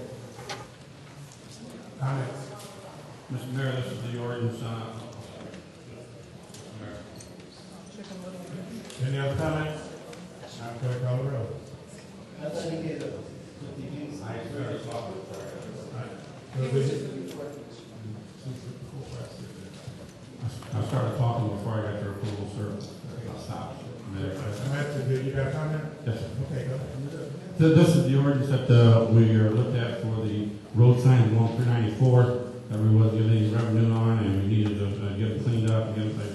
This year will put the responsibility of code enforcement, get a hold of people who own the signs, and get them cleaned up and get them in shape, and we'll receive some funds from that. Now we're not receiving anything. Thank you, sir. Any other comment? Yes, I need to understand, you said this is a ordinance that we did talk about to discuss the signs along the expressway, right, 394. Well, that could be 394 in our first show. Anywhere that you want, wherever in the street, a big major signs out there. But that's been a while ago, correct? Oh, yes, sir. So it says creating, so what was created? I didn't get a chance to read it. It's created, and ordinance created in chapter 127 is just particularly for this section here, where we can, well, with the people that own these signs and make them maintain it, repair and so forth. There was nothing in our sign other than there's a small section of it that said the owner of the signs must maintain, but we didn't know the owner of these signs, and a lot of stuff we didn't know about. So now this one here, we go out, get the owner and everything, and make them maintain. For instance, that real big one over there by the expressway is falling apart on the west side of the expressway, and it's falling down. It's creative hazard. But yet, I'm told we couldn't do anything about it because our ordinance doesn't cover it. This is what the ordinance man, when we go out and look, see if we do it. I shopped around from the other communities and found out what they had along 394, and I sent all the information through to our attorney, and they put it together, and Now we have some teeth to bite into it. We can make sure they get repaired.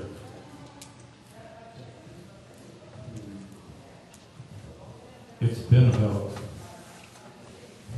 3, 4, maybe 5 weeks ago. If this doesn't go, I didn't get a chance to review it at all.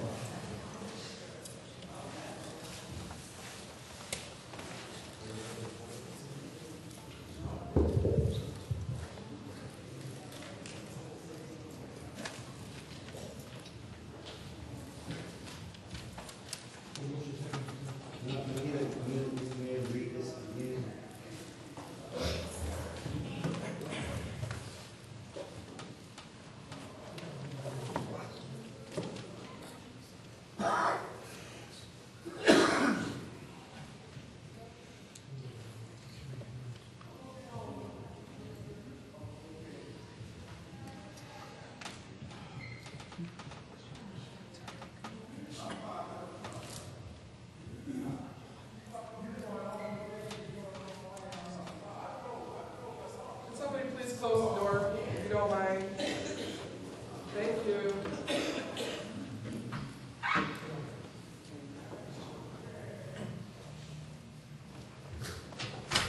Mr. Mayor, well, let me ask Trustee Myers.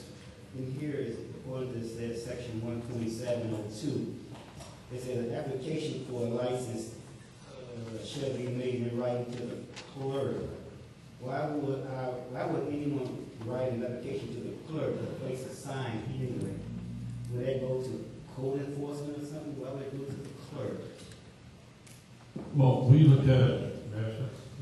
Where the clerk's going to have to initially stamp it and approve it for it's a sign on our property and so forth.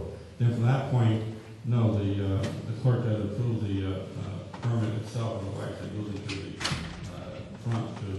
I believe Sherry would be looking to review it for final approval. But everything comes into the clerk once you get here. I am understanding. No, Trustee, the clerk does none of this. If this application goes to the code enforcement, and they enter into it, and they give the individual proper directions with ordinances concerning the sign they want to put in. Why would it go to the clerk? Okay, simple enough to do. Would you still look at the ordinance if we remove that section and put it in front of the community development department, which is the building department, Sherry? I can go for that. All right. It was a simple remove. But I understand, Trustee, but it doesn't go to the clerk. It's inappropriately written. I'll make sure that if we remove that part of that ordinance, we can do that and still pass the ordinance. Yes, sir. Well, who says it's going to be removed? Who says it's going to be removed once it's approved? It should have been in there, should have been properly written, and it was not. So this should not be voted on until it's properly written. Fine. That's where you want to go with fine. The trustee should have read the ordinance before the meeting instead of wasting last 5 years so you can read it. Ordinance was provided to the trustee last night.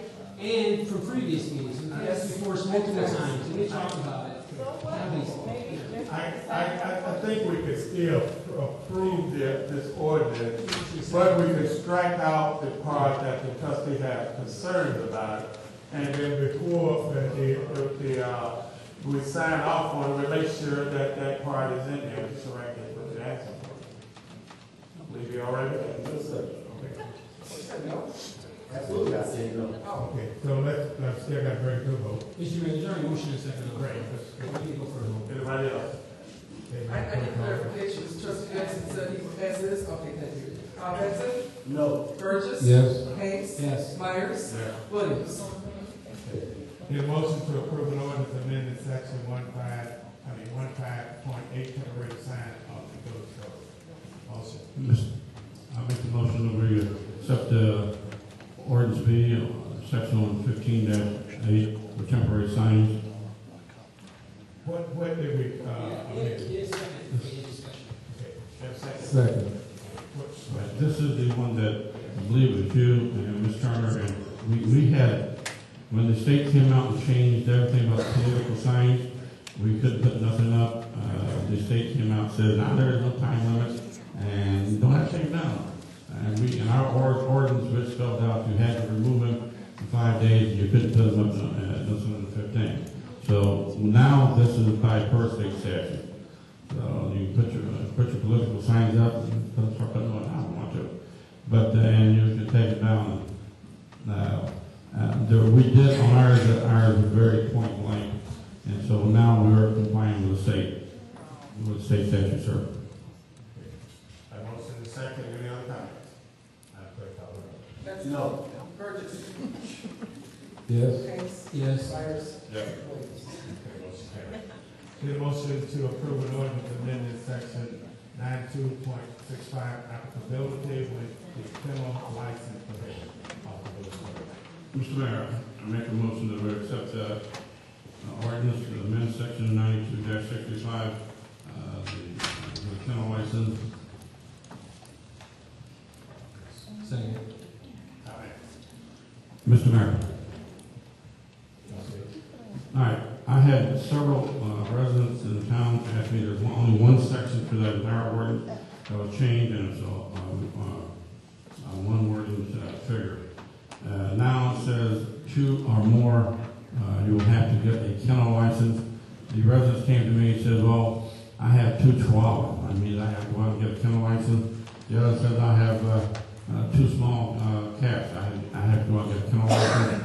So the section of the very, I believe it's about the page, upper left-hand corner, it was changed. Now you have 3, then you have to get a kennel license. Kennel license, you have to go out, get everybody that bounds their property, get their signature on it, and approval on it, bring it back for approval, and then they will issue a kennel license.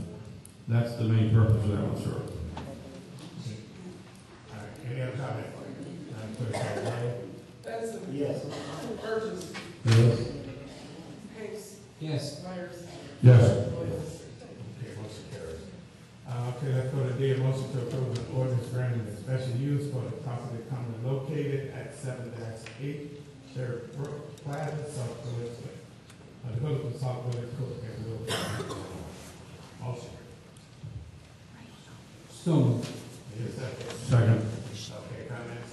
Yeah, Mr. Mayor, is this for the utilization to create a church house location? Okay, so this is for someone who could do a church, another church in the village. Okay. Any other comments? Madam Clerk, call the roll. Benson. Yes. Burgess. Yes. Hayes. Yes. Myers. Yes. Williams. All right, let's go to new business. Need a motion to approve a down payment, $60,000 for the purchase of the permanent app stripper. Need a motion? So moved. Need a second? I'll second. Second. Second, Mr. Mayor.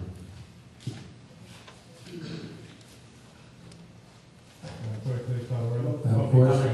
Question, comment.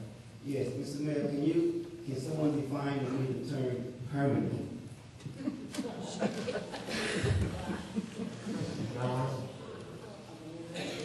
Attorney, you better work it Long term, longer than temporary.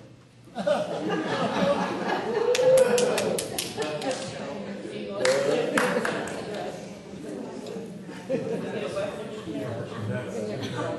That's sufficient answer. This is the type of attorney we pay our money to. Question.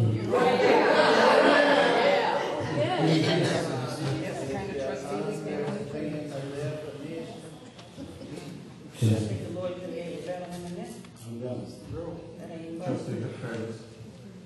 By doing this, and that's what I asked last week, will we be obligated to purchase the permanent air strippers that'll be custom made and for wells 2 and 3, and I'm sorry, 1 and 2, and also the strippers that are these going to be the permanent air strippers that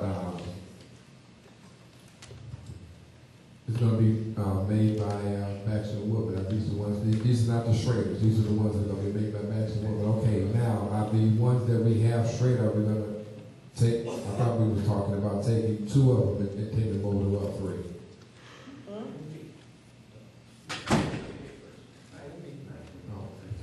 Okay, well, I just want to make sure because this reason why I'm asking this question, man, and board, this automatically puts us into a contract, even though we haven't got the low interest loan yet.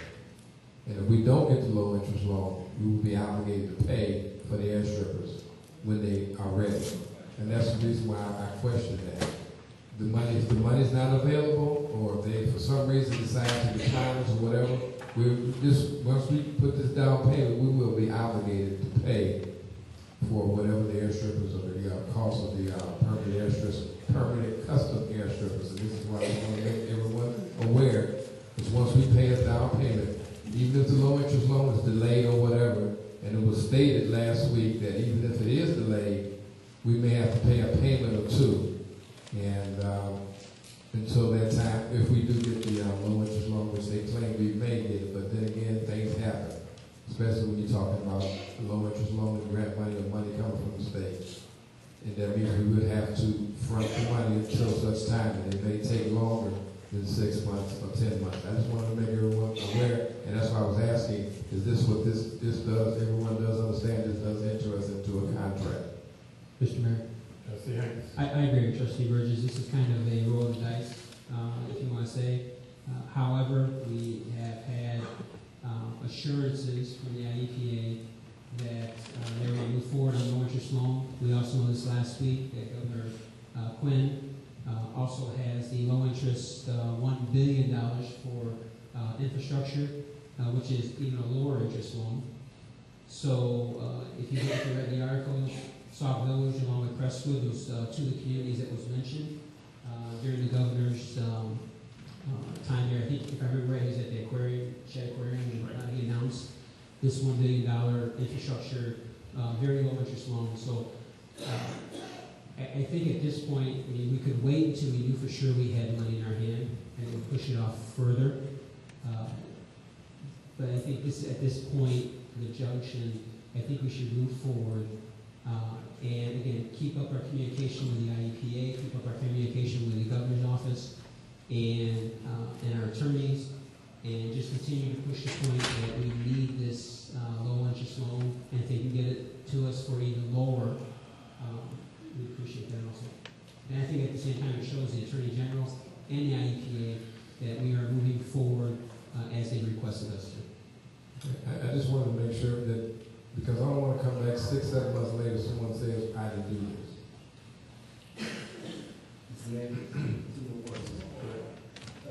Question number 1. How many strippers are we talking about? I believe the next week. 2 strippers. And are these strippers here to take the place of Lakers and Ward? Because it says permanent. These are, we have temporary strippers out there now, 4 temporary. So the contract, I believe, for those are pretty much up. So we have to have something to replace those until we reach the point where we're going to be regulating so much. These strippers have to be here all the time. They got to be here. Mr. Mayor, I beg to differ. Part of that what you said was correct, but there is no contract on those leases. I mean, we're leasing them until whatever. The reason why we were getting them permanent is because they claim that the new ones that are coming in are more efficient than those are. Not as a matter that the lease is up. The lease is not up. There is, I mean, I don't know if we paid any payments. I think we paid $75,000 or something like that, but I'm sorry, $25,000. But I mean, but there is no lease agreement that expires. We can keep these until whatever, but the reason that these were being brought in was explained at the last meeting by Baxter and Woodman that these use less energy. And that was the reason why they claimed that we would reclaim our money rather than keep the ones that are in place. And that was one of the things that I had a problem with, but these were not going to be available until January, February anyway. So in the meantime, we still have to pay money to enclose the ones we have. Any other comments? Madam Clerk, call the roll. No. Burgess. Yes. Hayes. Yes. Myers. Yes. Davis. to table B, a motion to table B, a motion to approve an abstract purchase agreement for the temporary abstract. So moved. Any second? You said, you comment, you say you want to table the motion to approve the straight purchase? Yeah. Okay. Well, right now, we don't have the agreement with Trader to buy the permit it's temporary. Actually, Baxter believes that, that you'd be able to go ahead with just 2 of the 4 units, however, that has been approved the EPA yet. So, get verification of this operating 2, there's no sense in going ahead and signing the contract, 2 or 4, why not 4 if you only need 2? Mr. Mayor, how much are these temporary strippers? Which we one? have now? Are we rating them? We're letting the one release them. And now you want to purchase those? No, we want to purchase a new, more efficient one. It says motion to approve the straight up purchase agreement. Motion to table. We tabled it. You tabled it, but the motion says that to approve the purchase it. And now you're waiting for the agreement to come across your desk. So you're not, although you're not acting on it, but it does say you want to purchase temporary ones, then you want to buy permanent ones later on. No, the thing approves the purchase of the permanent one, that's what we take. Right, okay, but now you want to wait for the agreement to come in, so. We're pretty much done with D because we got the purchasing of the permanent aspect. We don't need to. So why we get moving from? Because we didn't know. We didn't know we were going to approve the first one. That's the reason why the second. We got the first one approved. Right. Correct. We had both of them on here. This one failed, then we voted on this one. So we decided to. Then why are you tabling it? This have it removed from you voting on it. Because you don't need it, you just said. So why are we tabling it? Robert's Rules of Order is one, because it was already written down. That's the only way you can take it off. That's the only way you can take it off if you vote to table it. Mr. Mayor, you can motion to remove this from the agenda since we don't need it on the agenda anymore. If you said you purchase the permanent one, then why would you leave the table for temporary? Good. Any other time? Yeah, not the clerk call the roll. Burgess. Yes. Hayes. Yes. Myers. Yes. Williams. Okay, motion carried.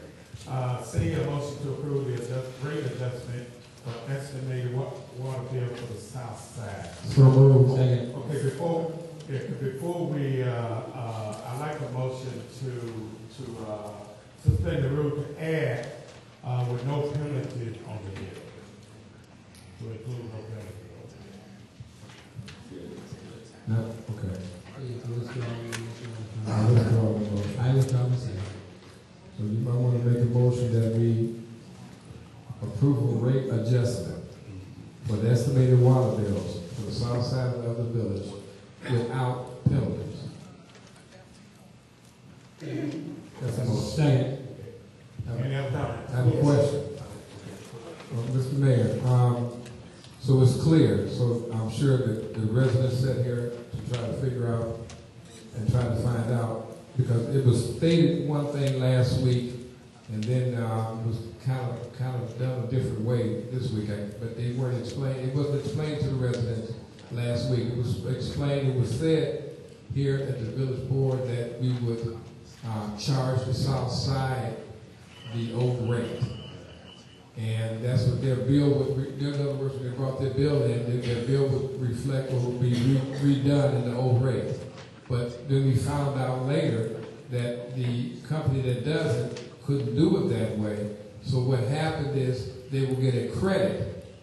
They pay their water bill the rate that it is now, they get a credit on the next bill, so therefore the money, the overpayment will come off of that next water bill automatically without penalties. I just wanted to make sure and make that clear that that's what would happen. That the rate would be charged at the $3.50, and then there will be no penalties for late payment or for if you were the payment plan. So this particular bill, but then the rest of the bills would quite naturally be expected to be paid, and I guess the north side would get charged at the regular $5.50, and then when the south side comes around next cycle, which I think is be in January, it'll be at $5.50. I just wanted to make that clear.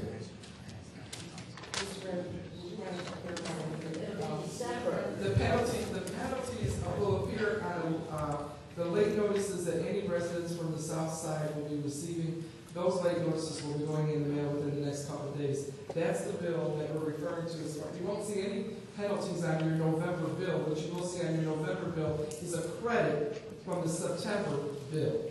The late notices that are going to be going out within the next couple of days is the notices that we're referring to at this point. So you'll be getting credits from your September bill. You won't see penalties on your October. No, she told me it's September. No, the bill just came out in October. Well, she told me September. It came out in October and it's for September. Well, yeah, but I mean, but the people are looking at in where the bill your comes September out. billing, that's where the rate effect took place. In your November billing, which you won't get that bill until December, you will see a rate credit adjustment. But in your late notices that you will be getting within the next couple of days, that's where you will see no penalties if the board so approves. My only concern, I think I share it with the water department, is that if you get in a bill, estimated bill for $1,500, and you expecting that citizen to pay that bill and wait on a credit, I don't think that's fair to that citizen. And I think you're putting them most important in harm's way, because you're asking them to pay $1,500, which first of all the bill would probably maybe $100, and now you're asking them to pay $1,500 and wait on a credit. So they better even pay the $100 at first, and then you're going to say we're going to shake it off if you don't pay it. I have a big problem with that part of it. I think that somehow or another, if a resident come up with those type of bills, we should be able to figure out what that bill should be and ask them to pay that amount. Not wait and give them a $1,300 credit back. That makes no sense at all. When first of all, they've already having a difficult time to pay the $100 bill. What do you suggest, Mr. Mayor? Well, that's my suggestion. The one that has paid the bill, it's nothing you can do about that to go ahead and credit. But if the resident come up with a bill of that magnitude, somehow or another we should be able to figure out what that bill should be, just like we're going to figure it out anyway. We should come up with some type of formula if we have to use the company that's giving the bills anyway. Somehow or another, we should come up with the actual bill or that estimated bill, what that resident should be paying. Instead of asking them to pay the $1,500 wait on a $1,200 credit. But now, Mr. Mayor, it was just also stated that, okay, first of all, if that person has that kind of bill, they should have called the Lewis Hall a long time ago to make sure that their meter is operating. They don't have any breaks in their house or whatever. They should wait till the last minute on that one. But we also stated that if their bill is correct, and is that much, that they would be put on a payment plan that can be stretched over the next 6-7 payments. So therefore, they don't have to pay the whole $1,500 right now, and they won't be charged a penalty for that. That's what was stated. But if they have a problem and their water went from what you said 100 to 1,500, I'm sure by now they called the Village Hall, and Sherry said last week that she has 2 or 3 pages of residents that said that they're, while it was high, they wanted to have somebody come out and check their water meter. And I'm sure Public Works is doing that right now. They're checking the water meters. Now, if they find out that the water meter is operating properly, then that's what I said about the payment plan. Then you stretch that over a period of time, if that's the case. And that's all it was. It's not that we're not trying to extort money, but if a person's water bill is true, and they had a problem, and it was because they had a runoff or a run-on of their water, we're still providing them with a payment plan, asking them to pay X amount of money each and every month. And they set that up with the front office. Because I've heard people come in already. I was here this week, and I heard people come in and ask about a payment plan, and it was explained to them by the front office personnel. So I don't see, but that's if it's a true rate. But if it's not, then quite naturally we can go forward with that. So we're not asking someone to pay $1,500 right now if they can't afford it. And that's what that's what I was at. That was the reason why I said as far as a payment plan without penalties. Because usually the payment plan comes with penalties. Mr. Mayor, I'm with this because they talk about payment plans for water usage that people have using in their homes that went through a meter. If the water goes through a meter, then it should be metered exactly what they use and charged accordingly. We also know that, I believe that Public Works is not testing meters and going and checking all the meters that they pay. We know that they're not. Are you just stating stuff again? Propaganda? Trustee Hayes. He's making statements about our Just talking to Mike. You make statements Trustee Hayes. You don't have proof. Like I said, Mr. Mayor, I believe that Public Works is not going out and checking the meters. Okay, but I have done so in a number of homes. And then we have public. We do have the public. To have our public pay for water they did not use and say we're going to give them a credit later on, they can't pay it now, they can pay it later, or whatever this board is talking about. Not to mention the fact that just charge them according to what they use through their meter. What I suggested last week is this. If you take a year's worth of bills, which is 6 bills, just plain 6 bills, and average those 6 bills out, then if it push comes to shove, then that's what they should pay. So if their water bill for a whole year is actually an average usage of, let's just say $80 worth of water usage, that's what they should be paying. And if you want to go ahead and charge it at whatever rate it should be charged at, the new rate, then do so. But to make them pay $1,500 and they have not used that type of water, for anybody to say, do that,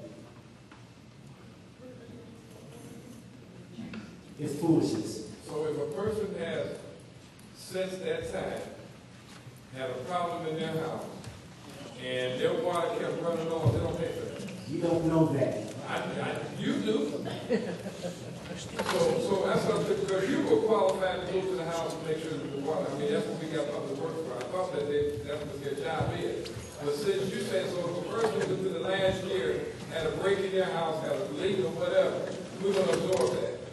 We're going to absorb that and say, okay, well, you had your water for a whole year and you averaged $150. But now you had a break here last month. We're going to overlook that. And we're going to charge you an average of $150 per water bill. How can you make that statement and then still say we're going to go? This is just $2 increase. This is just $2. And come February, you got $2 more. So we're going to be right back to where we're at. It's going to be a little bit more in February. So that'll be up to $7. So it's going to continue to go up until we get to the point where we can afford to pay for the infrastructure and pay the loans back. But it's going to continue to go up in 5 more months, 4 more months? So this is just $2. And the reason why we said that, I was hoping, so they can see that we at least we're trying to work with it. If they have a break, then yes, That's on them. That's on the homeowner. We can't absorb that if they have a water main or if they have a break in their house. But if the meter's not working properly, that's what we have our public works for. So you're saying that the public works don't know what they're doing, or they're not coming out there to do their job. And you're making that line statement right here in front of the resident that the public works are not doing their job, and when they do it, they don't know what they're doing. I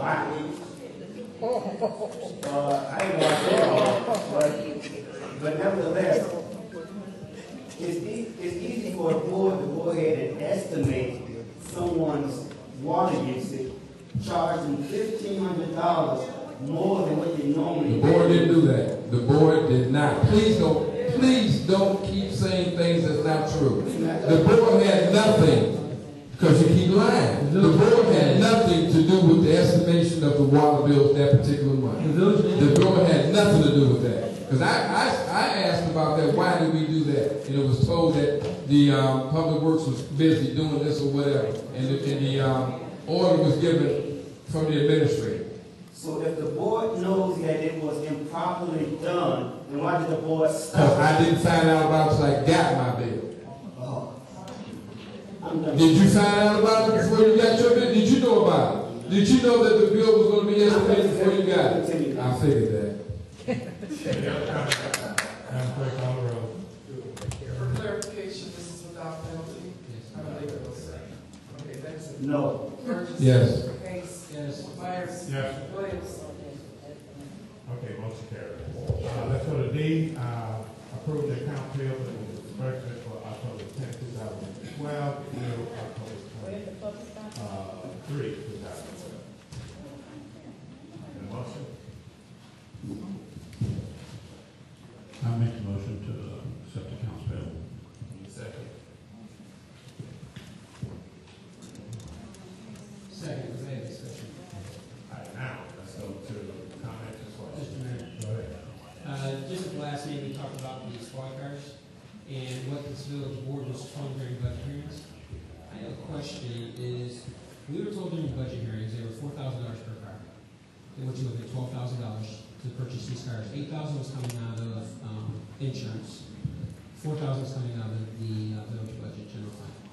We were told that the radios worked, the lights worked, and we were told that the striping was going to be done by Downers Road, the police department we purchased them from.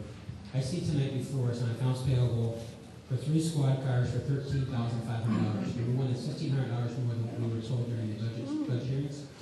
And since it was already brought to our attention that we're paying for the striping, I'd like to find out if that's true or not. Because what happens is that $12,000 will continue to go up. They say it's $1,000 per car, that's an additional $3,000. We're already $1,500 over what we were told. So at this point, I'm asking that, and I also see it's coming out of the utility tax fund. So at this point, I'm asking for this to be removed from the accounts payable until we have the full factual information. Because this village board approved only $12,000 and nothing more. And we were told that, again, the striping will be done by the town that we purchased it from. I also am under the impression that the radios will not work under our bandwidth. I'd like to know for sure if that's factual also, because we were told that the radios were all up to date and we can start using them immediately. Mr. Mayor. What's it, Myers? We also told that the squads are ready to roll on the street. That's one question I did ask the police chief. He said, yes, once we get in here and get a march, they're ready to roll. And anybody checking out if they're out on the street. And we asked the chief for some type of information, and he said he would get back to you, sir, that you notified it. Are these cars ready to roll? You know, the only thing I asked Mohan was that, are they ready for insurance? He said the insurance will be put the insurance on. Right, we can ensure that it works.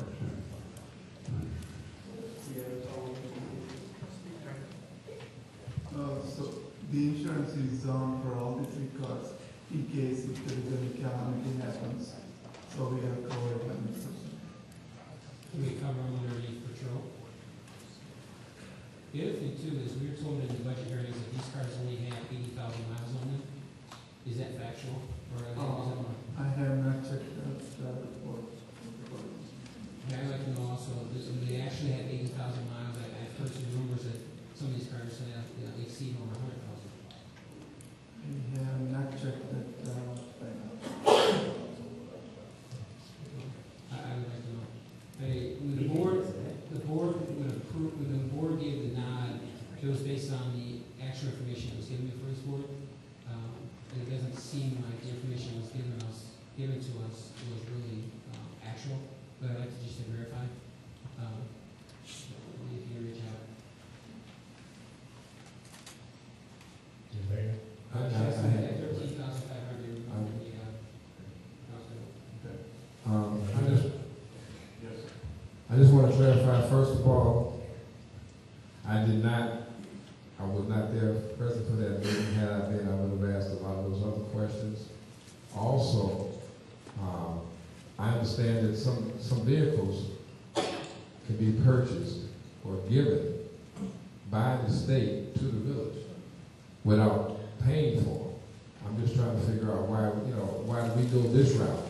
Because we can go and get vehicles through the state without having to go and purchase and pay this money for them. And I don't know, why we made that agreement. And secondly, I would caution you to find out if these can be insured for patrol vehicles. Can they be insured, not just liability? I'm talking about patrol. That means that's liability. Yeah, and insured as patrol. And they can be. Our insurance company says they can be. Yes. Okay. And also the striping. I mean, why is there a bill for $1,200? Striping, I'm not sure. The police chief began to ask me. But was there a bill submitted to you for $1,200 so far for the first car? So far, I have not received any bill Okay. for stripping. Okay. He did not ask for it. Okay. All right. Yes, I mean, I would like to have this, someone to come and explain why all these, and also, as Trustee Hank stated, why is it coming out of utility tax when I thought we had money in the police department as far as, did the money for It was budgeted in police department, in utility tax.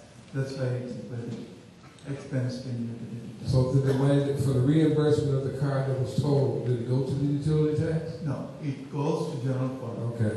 But it is the total charge is being charged to utility fund. Okay. So the whole 13.5 will come out of there? Yes. Okay.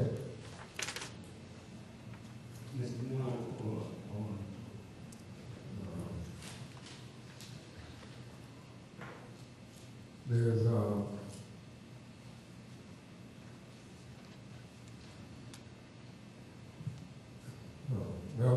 TIF, TIF 1, the money that's coming out of there, that's going to pay the law firm, but that's trying to figure out what $47 really. $47. Now, okay, that's good. That needs to be put on it. That's all I have for this. Thank you. Mr. Bond, there's certain items on there I have no questions, but the one I'm focusing on right now, and that's on page 1. Vendors 946. I have a big problem with this because I tell you what, you can use screen Histis, Dindler, and O'Donnell. Is that one of our law firms? Oh, no. Correct me if I'm wrong. We are paying this law firm from the village to defend a citizen? Defend village itself. I'm sorry? The village, they're defending the village versus the PD chief. This gentleman is not an elected official. He's a citizen. Why are the taxpayers paying one of our law firms to defend a citizen? No, I'm talking to him. Can you explain that to me? And okay, who approved it?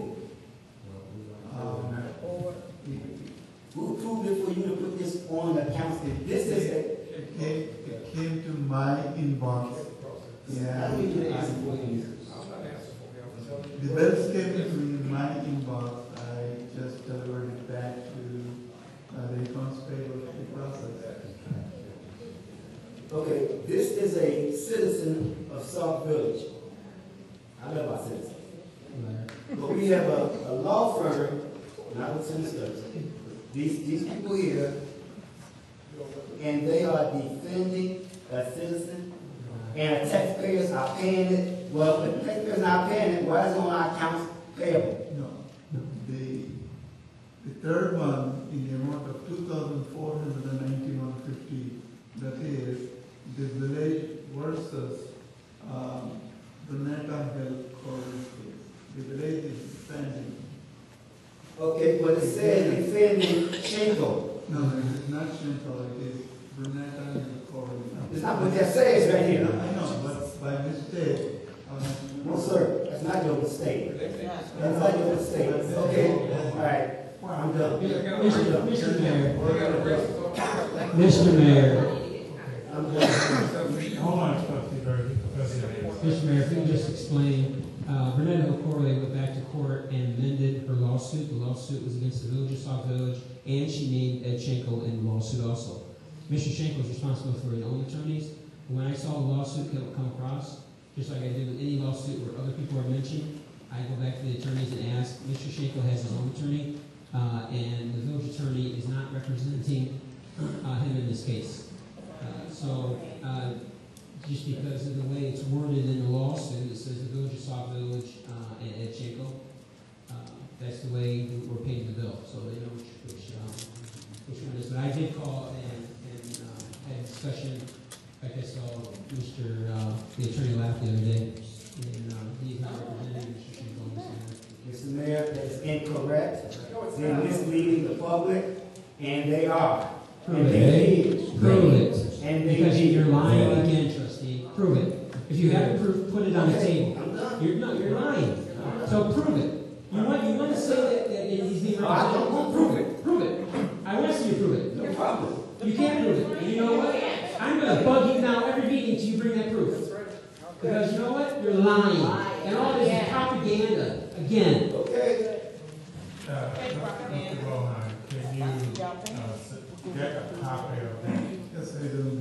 I'll give you a copy of it. I can email on the outside. It's only like the third amendment that she's filing. I'm just wondering why his name is on here. I looked at it too. I know that. I'm wait. Right. All right. Anything else? Bring this back up next week, or the next meeting. Bring it up. If we have to get things out in here, let's get it here. I'll ask Ed to be here. Yes, sir. That way, right there. Ed.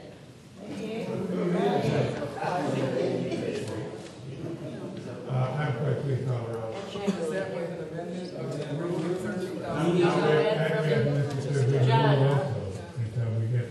There he is, Mr. Schenkel. They're talking about you. Hanks? Motion's made by trustee Myers. Withdraw those first. Mr. Hanks? You think so? You're disrupting a meeting like that, damn. No,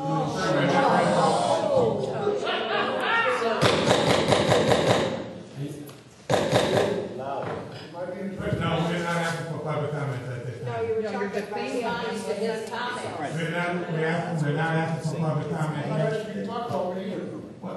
Well, move on out there if you don't want me to talk about it. You're part of it. Move on out. We're not talking here now. You set the road. I make a motion we approve the accounts payable with the removing the $13,500 check number 2220 or vendor 2220.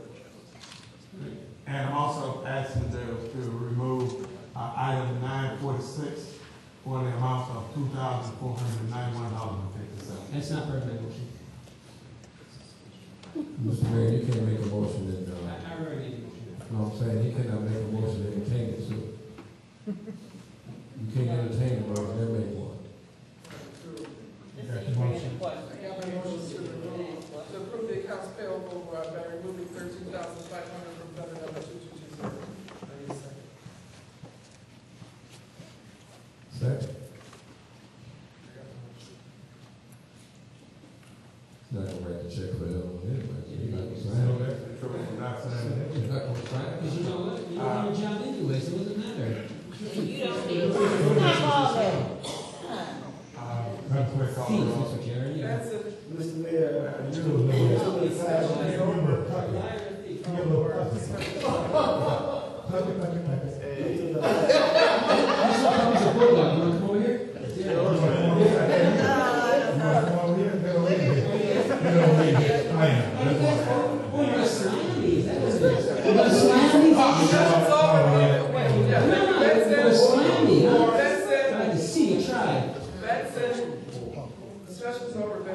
Use your microphone. Mr. Mayor, due to the fact that they don't not want to remove the 946 item. We didn't ask you how you gonna vote, but what is that for you? No, Mr. Mayor. Burgess. Yes. Hanks. Yes. Myers. Williams. Okay, motion carries. Okay, there's a motion now to approve the mayoral appointment of Francine Anderson to fill the vacant trustee vacancy. Need a motion? Yes. Need a second? Need a second? Okay, motion failed. Ain't that the truth?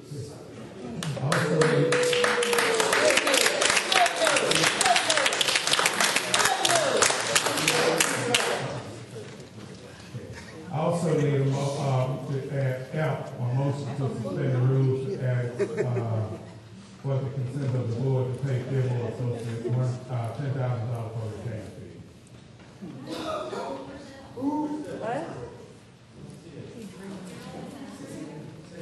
Could you explain? To suspend the rules. Right.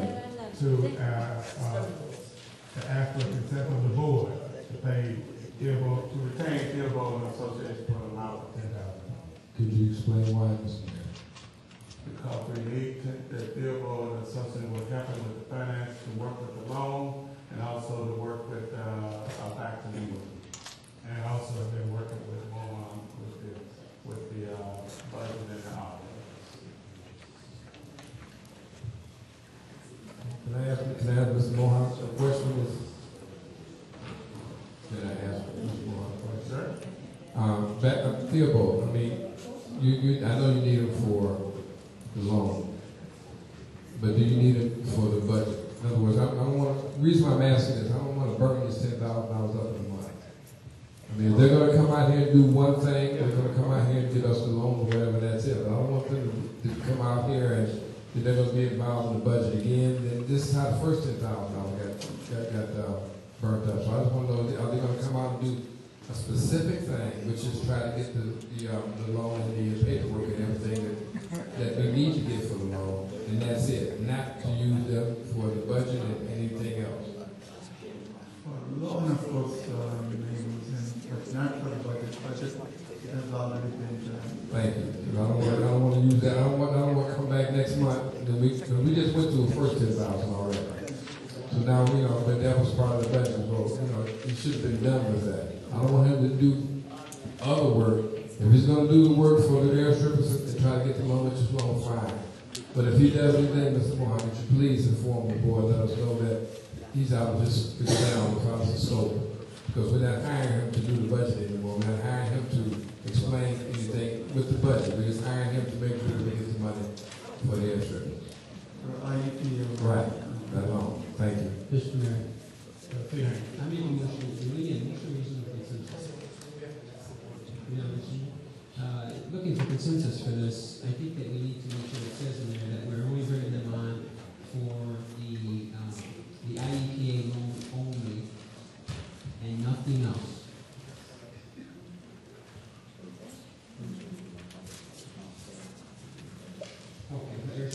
Yes, sir. They're coming in for the water issue, so they're shipping in for the loan only. Motion? Consensus. Okay. Consensus of the board, can I just read out? Yes. Okay, that's it. Consensus for. No. Trustee Burke. Yes. Trustee Hayes. Yes. Myers. Yes. Okay, motion carries. Okay, let's move to number 7, public comments. Agenda items only.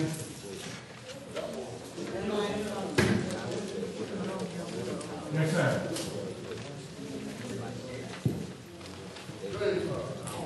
Hold on 1 second, Mr. Howard, we're getting your microphone.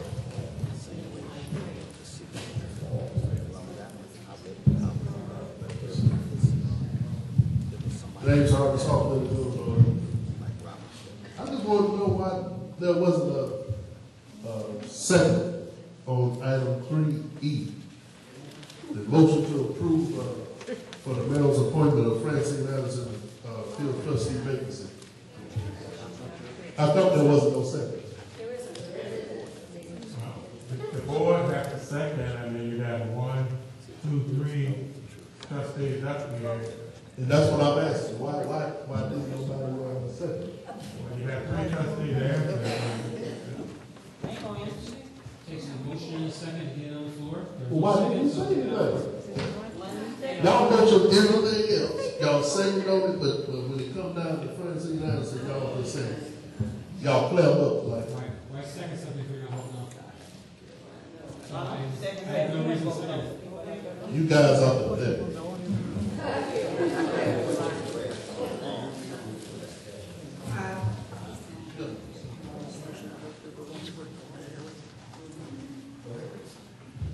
Yes, ma'am. I got a couple of questions. Mr. Mayor, Trustee Benson mentioned a law firm. Did you say Hisco or something? Can you say that name of the law firm again for me, please? It's spelled Hiskes. Is this not the same law firm that represented Angela Cox doing the 2010 water referendum? Yes, it is. Is this not also a conflict of interest? No, it's not. No, it's not. He represented a resident of the village and has a conflict of interest. This is the same referendum you voted down. Okay, never mind. Let's go on to my second question. My second question is that we're going to pay $60,000 for a custom-made permanent airstrip. Is this not wasting the taxpayers' money or what? You cannot resell custom-made anything. Why are we wasting that money? IBA did not say permanent airstrip. And my last question is, item 946, was it put on the agenda for next time, or are we going to address that or what? They voted to pay it. It was what? They voted to pay that. They voted to pay that. Can I have copies of the invoice? And also, I'd like the attorney to answer that question. Is that not a conflict of interest? This law firm represented residents in the village, and now you're saying that we got to pay them for who? Can we get, if you got the proof that these are the same, can you bring the proof? Oh, you know, I know that by heart. This is I'll the bring same, it next week. This is the same attorney that represented the village during the hearings. They represented Angela Cox. I have an invoice for They everything. were the hearing officers for the village. Hearing officer and Somebody justified with it, got a lot of info. Yeah, at least I got the facts. And your life. Francine Anderson, I thank you for not having a second, because that proved to me that you do not have the guts to even vote me down. So, I appreciate that, because you know what? That proves to the people that you are about your own selfish self. Second of all, while your guru crew over here is doing whatever they do, I still have some other questions. Again, since you said Ms. Houston was a liar, I'm not a liar, but I agree with the facts as well. It is true that Penske, Dillard, and I believe the last name was Hutch, but the attorney that represented you was Mr. Timothy Lapp. And yes, he did. He was a public hearing officer, and he was a hearing officer, and also he was the person that represented you in court downtown at the Cook County building that represented Angela Clark as well. And now, if you're telling me that you're paying him, and because the suit is saying the village of Sauk Village and Mr. Schinkle, then as well, you are paying a portion of what might be done in your interest that has affected Mr. Hinkle as well. So don't give people false information. The third thing I would like to discuss, Mr. Mayor, is that right here, you have just approved an accounts payable. We have had for the last 3 weeks a discussion on why citizens that pay taxes cannot have copies of accounts payable. There is not one in the audience today, so did no one get a copy? So can we all have copies when you are done? Since you politely voted in and out of things, and none of the citizens have an opportunity to know exactly what's on your accounts payable, we would like to have a copy. I don't know about anybody else, but I know I won't manage. So can I get it after the meeting? They'll be at the front desk on Thursday morning because the village hall is closed tomorrow. Copy machines off. It takes 20 you mean minutes to to tell load the copy machine up. They'll be at the village hall desk first thing Thursday morning. I apologize for them not being out there today. It takes 20 minutes to load up the copy machine. You know what, Madam Clerk? You told me that the budget would be out there as well. It is out there. It has been out there. It has not been out there. You need to double check with your staff because then otherwise, then You want to go right now? We can adjourn this meeting. I just have a statement, Mr. Mayor, but I see the village clerk is not going to let me make my statement. On Thursday morning, during business hours, you will have a copy of the accounts payable. And I will leave right now and go into the village hall right there on the desk. There's a copy that says office copy. Just like the library copy says library copy. Now, if you're going to lie, you better not be able to let me be able to back it up as true. Because I don't lie. Well, if you would let me, oh God, you did not make that statement because you have surely been lying as long as you've been at work. A lot of lying. As a matter of fact, you do it in your typing as well. And I'm glad that the meetings are being recorded because you know what, Ms. Clerk? You do a lot of outbursting and a lot of lying, so you need to take that back. But, Mr. Mayor, now I would like to have oh, well, I'm going to be up there a couple more because I got a question that the village clerk took up my time when she did not give me enough time to even ask my question. So, I'll be here once you decide to let me ask my question. And you wonder why they didn't vote for you. It really didn't matter, Ms. Clark. Why did they put you up for one? Come on. You ain't got no intelligence enough. But, Mr. Mayor, my question was, they can keep on the town all they want. I'm not moving until I get my question answered. Since the guru report is here, and the guru report can keep on the town all they want, that's fine. Mr. Mayor, I would like to know why was the village budget unavailable to Francine Anderson? The clerk can admit that she was there. So why can I get a copy? The budget should have been available to any citizen that wanted to have a budget. I don't know why it's not available. Well, I was told, and I had a personal meeting with Mr. Mohan afterwards, and I got my copy off the internet. But I was told that the village board was clear in their directions that no one was to be given a copy, but the copy could be viewed in the building. And Mr. Mohan is present, so he can't ask the question. So your village clerk to stop lying. Village clerk is not lying, and I'm offended by your comment. And I can leave right now and go to the desk and get you a copy. Well, when I went to get it. That's not my fault. 10 days ago.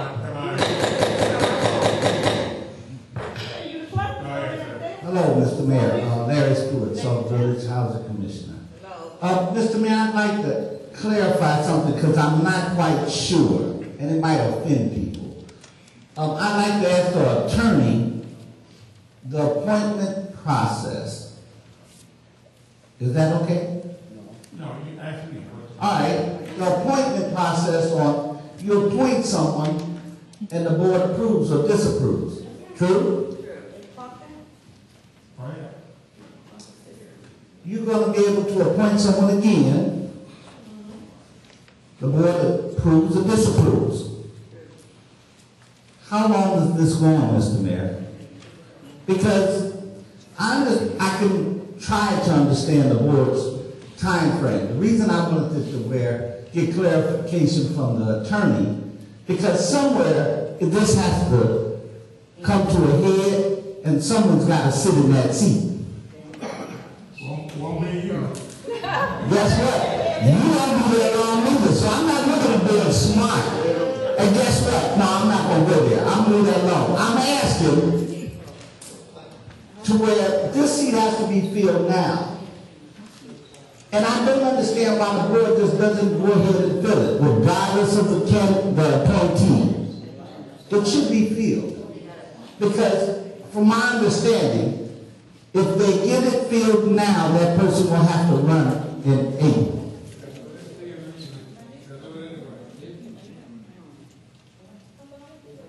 Is that true, Mr. Mayor? They would still have to run in April. That's the question I'm looking for. Okay, so I see the process of the way, can I call it sides or taking? The thing with the finance director, a lot of stress was put out tonight. A lot of things were asked. I still don't know where $98,000 is, and I can't hold the trustee Benson responsible no more, because he don't know neither. So that's why I point the direction, and who had it last from what I understand. Is that true, Mr. Benson? Do you know where the $98,000 is one last time? Now, that's what I'm looking for. See, because that was a grant money. See, the thing is, people are finding strange places to find allies. It should be brought out so it can be put down. That's all I got to say.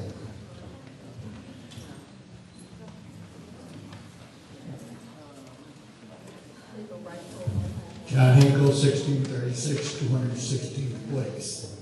Question on your strippers that we're buying permanently. I'm assuming these are units that would last 10 years or so with no problems? I believe that's what they need to do. Okay, because I mean, I think they're going to be there for at least 10. The water bills, going to put people on payment schedules. Now, what happens if they can't make these payment schedules? I mean, we're looking at bills are going to probably be going up to the average bill around the village will probably be like 100, 100 and a half or more. Now, what if they can't make that 100 and a half every month? Going to put them on a payment plan that is going to what? How long do you allow them to go when they build up $1,000? Do we end up shutting their water off or what? Or do we, we're nice guys, let the people that pay the water, let them pay the bill, we're going to let these people slide. What's going to happen there?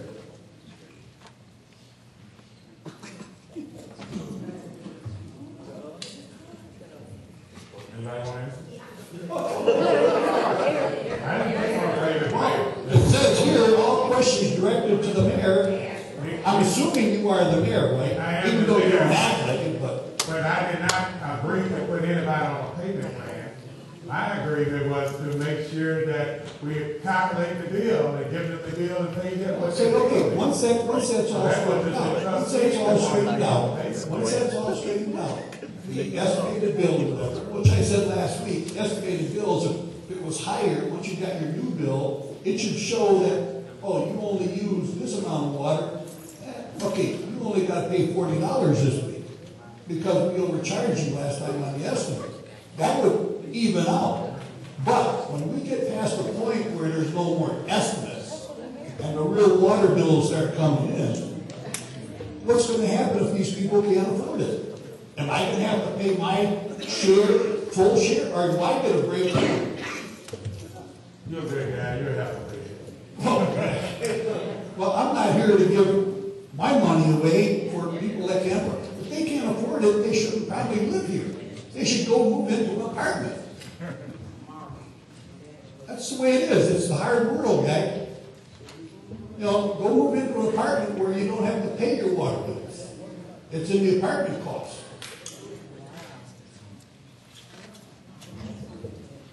I mean, it's ludicrous. I mean, I can see that these people voted for Lake Michigan water, and of course we know that some people were telling these people, don't worry about it, you're going to get it for free.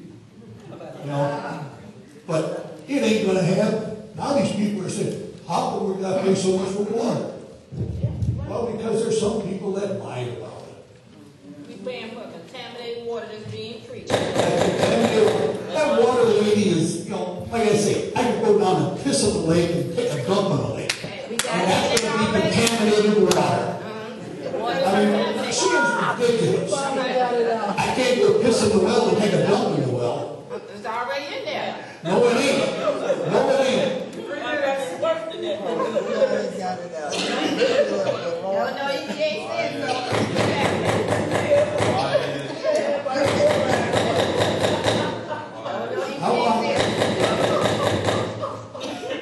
You know, if I got sick of the water here, I'm going to come and sue you because you didn't afford me. That's right. But you ain't got shit anyway, so don't worry about it. No, that's, I want to you, Mr. Mayor, and say, you do not run these meetings at all. You do not allow these people. No. There's some people that were up there for over 3 minutes. No, wait a minute. You do not run these meetings like you're fair. You're not fair. You're not fair. You are a lousy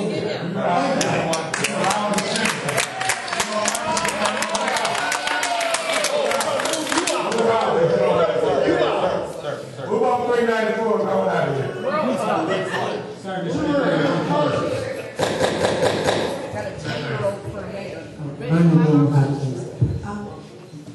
I don't know if I missed it, but did you all do a police alliance at all? No, the trustee voted to not elect that part of the agenda. Well, item 3C on today's agenda, I wanted to know, okay, you're willing to make adjustments for the recently estimated bill. Okay, that's fine. That's wonderful. What happens after that? What happens with the next bill when the rate is doubled or whatever else? Have you made any kind of plans or have any ideas how you can assist the residents in paying for this? Whatever water they use, if there's an actual bill, that's their bill. I mean, they could come up and ask for some type of payment plan or whatever. That's their bill. They're responsible for that bill. Well, I'm not clear as to what the adjustment involved here. Well, the adjustment is all of the bills that are on the south side of the village was estimated. So what we're doing is estimated, and they were charged at that higher rate, which was the $5.04.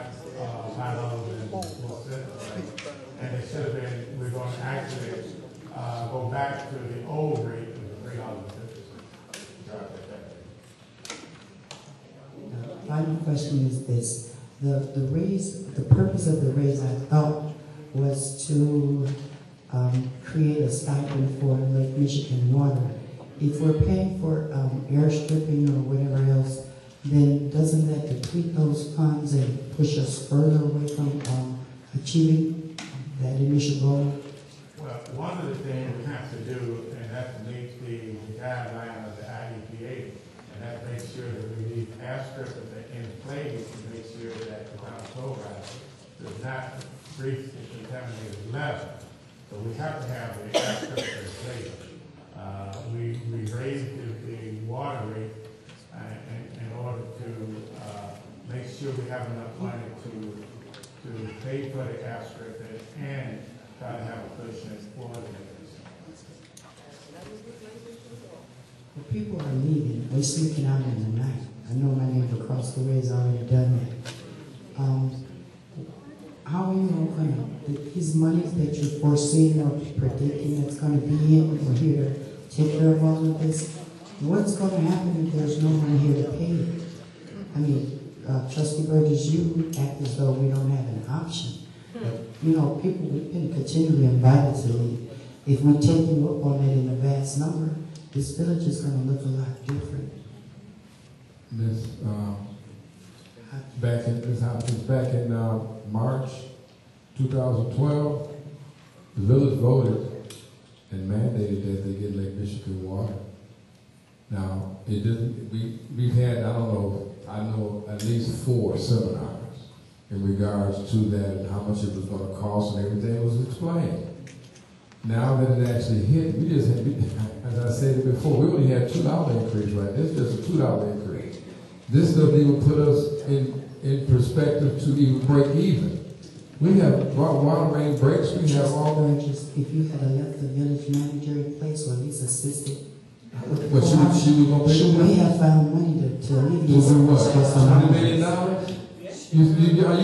Are you really saying that if she'd been here, she'd have found $20 million to just pay for everything? Pardon me? No, you won't. But in the meantime, you still have to pay for what's going on now. And then also with the air strippers, we should have done this a while back, as I stated before. I stated before that we should have done this back in 2010. But guess what? We was told to do it back in as early as 2011 of November. Our engineer firm and our lawyers went to IEP and asked them for an extension until after the election in March of 2012. We asked for an extension. We said by then we'll be ready. We'll have something. We'll find out what the residents want, and we'll go one way or the other. If the residents voted up, then we'll be starting up with Lake Michigan. At least we thought we would have a plan. If the residents voted down, we have to clean it up, so therefore we have to go with some other alternative source. That was in March of 2012. We got shut down in July. Why? We didn't have a plan. It wasn't there. So therefore, they came in and said, okay, since you haven't said anything, since you haven't done anything, we're going to do it. And that's what they did. They did it and mandated that we pass water out. Basically, they slapped us on the hand and said, you didn't want to do something, we're going to do it for you. And that's basically what happened. So by you saying that we had Ms. Turner, I mean, we knew about this a while back. We knew about this in 2009 when they closed the well down in don't look like you didn't know that. 2009, they shut the well off. Well number 3 was shut down 2009. They told us we had to do something in 2009. This board came up with an idea, let's go ahead and do water air stripping in 2010. But it was vetoed. Now, did we override it at that time? No. We thought there was a plan in place. Because at the time, the mayor that ran, the mayor, which is the mayor right here, ran on water. Which means he had a plan. Still looking for a plan. The plan is that the contamination level of the well, and we kept hearing it not only from Public Works, but also from the engineers also, or Robin engineers, who was saying, up until a certain time, here's how they are progressing, the contamination of the vinyl chloride. We can go all the way up until 4 or 5 years. We don't expect it to reach this level. By that time, we done had Lake Michigan water. But what happened was, the IEPA started testing, going back and forth, and I myself asked, why are the testing going up this time and down this time? So I asked them to come in and do their own testing. And that's what they did. They came in and did their testing, and the two testing was so much different that they said, no, we got to do something right now. But we had to continue to listen to the Public Works, which they kept saying, hey, they're right here. You got until 2013, they're not going to exceed because they're not driving so fast. Those are the tests that I was going by. Those are the tests that the engineer was telling me that we had. We're paying them. I'm paying them to give me their advice. I have to use their advice until I find out something different. until we found out something different from the IEPA came and said, hell, these tests are no good. We're going to run our own tests. And they were found out that they were so much different in the test that they had to make a move on it. And that's true. So you can run it. Sure did. They been lying from day one. I still say, where was the plan? What was the plan once we voted, once the people voted for Lake Michigan water? The plan was in Lake Michigan water over 4 years, and at the rate that the engineers and the public work and the trustees are saying we're moving at, we had plenty of time. Up until the IEPA came in and said, you don't have no time. We should have had this well shut off 2 years ago. That's right. There you go. But I've been saying that from day one. We need to get away from these wells. And why the trustees that continue to want to hold on to these wells? The trustees, that's a lie. Why would you say that, Mr. Van? That's a bold face. You don't know how I vote. You don't have no idea what I did inside that polling place, like I don't have no idea what you did. So you can, yes, you did. You said these trustees was against that. You said the trustees were against it. You keep saying, but you can't, you don't know what I did. Only thing I do know is where was your plan that you said was in 2009 that you had a plan to move this village to bring Lake Michigan water. They voted in 2012. They voted in 2012. In 2012, when they voted it up, right where you were. They say you won't make Michigan water. That was in 2009. You should have been in place back in 2009 because you said you had a plan. In 2009, Lake Michigan water in 4 years. 2013, we had Lake Michigan water. Okay, but this is 2013, 4 years later. Where's the water at? We don't have the water because Hank knocked it off the ballot. Hank knocked it off the ballot. Man, he's pretty good. I wish he'd knock a lot of things off the ballot by himself. If he can make do that, that's pretty good. Knock you off the ballot. You're still a liar. You're still a liar. And you are too. Thank you.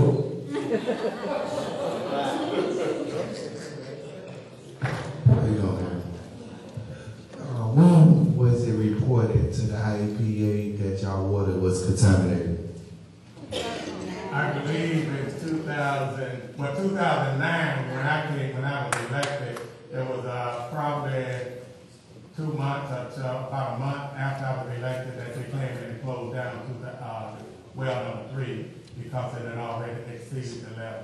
So when it was reported and they told y'all to fix the problem, who wrote that letter and said they fixed the problem? Who signed that letter? Who put their John Hancock on that letter? Well, we never did fix the problem. We just I know, but they signed the letter and sent it to IEPA, said y'all fixed the problem. And yeah, y'all still got the same problem today.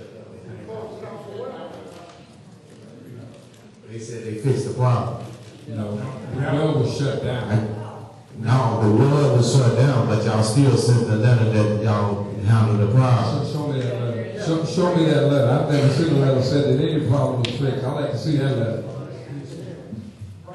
The person, John Hancock on that letter, they're going to jail. John Henry, whoever. I want to see somebody. I want to see the letter. There's no letter that states that problem was fixed. If that was the case, we wouldn't be where we're at right now. All right, anyone else? Yes, you must. Y'all better get in line. Don't shut it off.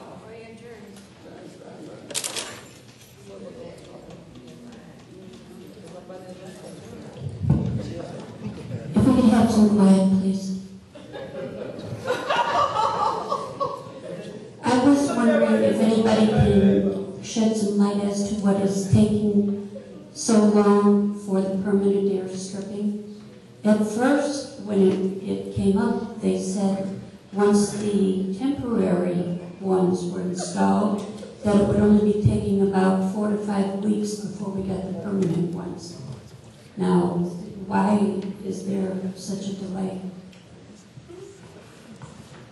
Or was I misunderstood? Was I wrong? I don't know if they said 4 to 6 weeks for the longer term air strippers. I believe it was 4 to 6 weeks to get the temporary strippers in place.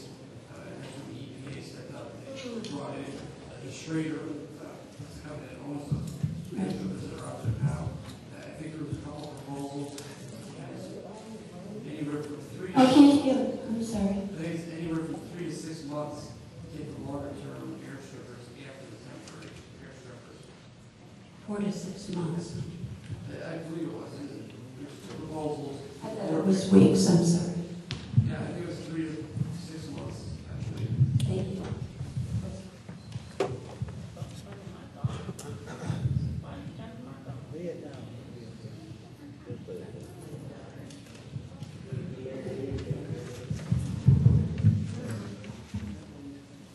Anyone else? Okay. Before we go to the miscellaneous business, I'd like to read a letter here that I sent to the Board of Trustees and the Department, and it is regarding to the appointment of the fire chief.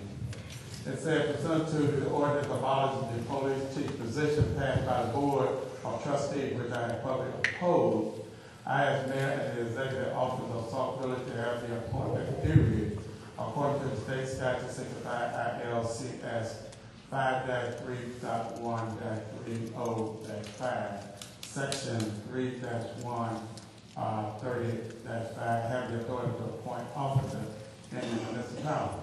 Therefore, due to the public safety concern, I hereby appoint Robert Fox to the position of fire chief and fire chief Stoughrager to the position of assistant fire chief.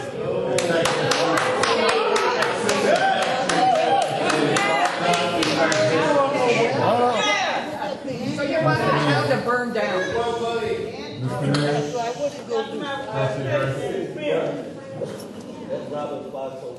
What is your reason for relieving Chief Stoughrager? I just relieved him of the duty of the chief of fire chief. He still is going to be an assistant. I'm saying, what is your reason for removing him as fire chief? Because of the fact that he doesn't have the qualification to run the police department. Who said he was going to run the police department? His duties have been dissolved to the police department. The police chief duties have been dissolved to the fire chief. No, what I'm asking you, sir, is who said, where meeting, because I wasn't at that meeting, that stated that Chief Stoughrager would run the police department? His duties, you got the ordinance there. You created your own ordinance. No, I didn't create it. There was no ordinance created. When? You got an ordinance already, got a number. It said administrator. It didn't say police chief. It didn't say that he was going to run the police department. So I'm just wondering, how do you feel? So how do you feel the chief of police is qualified to be the fire chief? That's a decision for public safety that I made. All right. I'm not through, Mr. Mayor. I'm not through, Mr. Mayor. I mean, okay, you know why, and everyone in here knows why, that position as chief of police was eliminated. What that got to do with it? It has a lot to do with it. Because now what you're trying to do is you're trying to circumvent, and now what you're going to do is take the same person and move it over. Because I'm trying to figure out why was the police chief asked, why did the police chief ask for his vacation? His sick time, his birthday, why was that asked? I have no idea. Oh, you don't know why? Oh, but you knew about this. Okay. Well, me for one, no. I don't know what I have the lawyers in here, but me for one, I'm not on board with that move. I mean, I don't understand why you want to. Why do you constantly keep putting this village in harm's way? Why do you continue to keep putting this village in harm's way? You're not saying anything. It is harm's way. Because we have 5 sergeants. That's why. Use one of them. You've been asked to do that before. You got a fire captain and assistant chief. You got a what? The fire captain. The captain is not full time. Why is not full time? He's not. Fire captain. No, the captain is not full time. No, he's not. You got a deputy chief right there. Ask him. Turn to the right. Ask him. He's not full.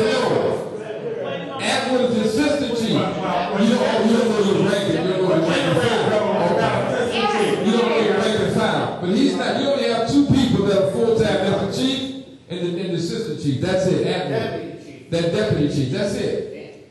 But now you're telling me that, you know, that I don't understand this move. Well, I understand the move. Effective immediately. Well, effective immediately.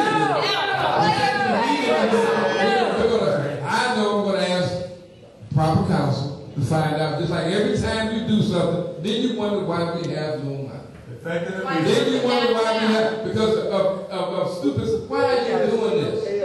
Why you got somebody to run the police department? You got 5 sergeants, which I asked before. Because the stupid ordinance abolished the chief of police position. Stupid ordinance. That's what it is. No, because it's stupid. So therefore, every time we make a motion to try to trim something or try to take a, do something, you have 5 mayors, you have 5 sergeants, 5. Pick one. We're not adding any money to the budget. You're not doing what? We're not adding any money to the budget. No. Who's going to He must go to work free because I'm trying to figure out, did you not? The chief moved down. Does the chief of the fire chief, does the fire chief have a contract? Mr. Mayor. Does the fire chief, Mr. Mayor, does the fire chief have a contract? Fire chief. Does he have a contract? Does it say assistant chief or does it say chief? He's chief. On his contract. Does his contract say chief? So how are you going to amend his contract mid-sentence? How are you going to do that? The police chief never had a contract.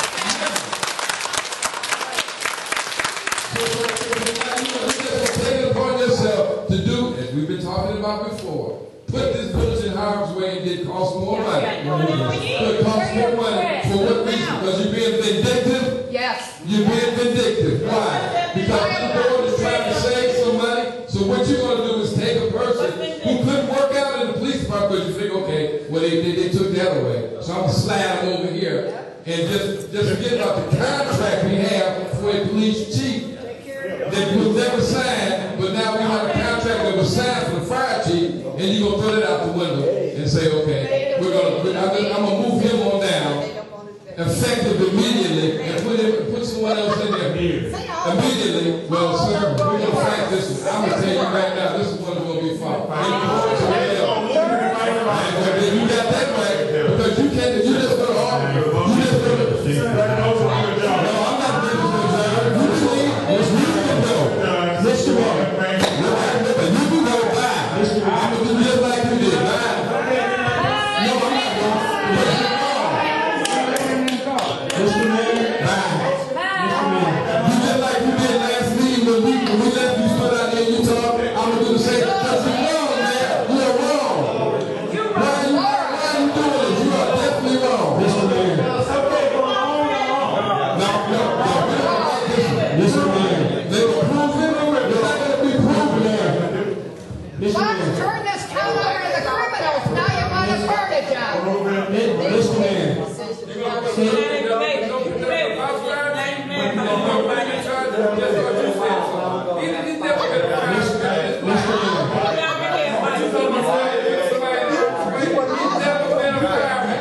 I question if he was a police officer.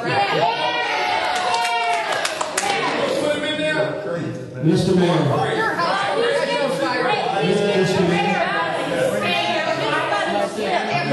Mr. Mayor. Say okay, you up there? Mr. Take a Mayor. look at these young men here that put their lives on the line, and you're going to put that idiot in charge of them. Mr. Mayor. Trustee Hayes. Thank you, Mr. Mayor. Mr. Mayor, just make it very clear for the record.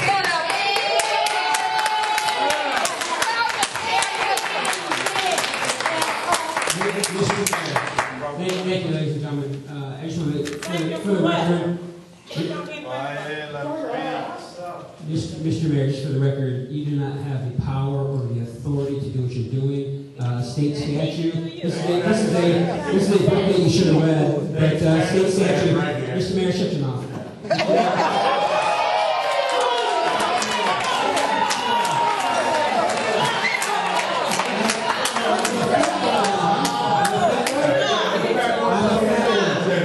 Ladies and gentlemen, the fire department, I tell you today that your fire chief is Chief Alan Stauffer.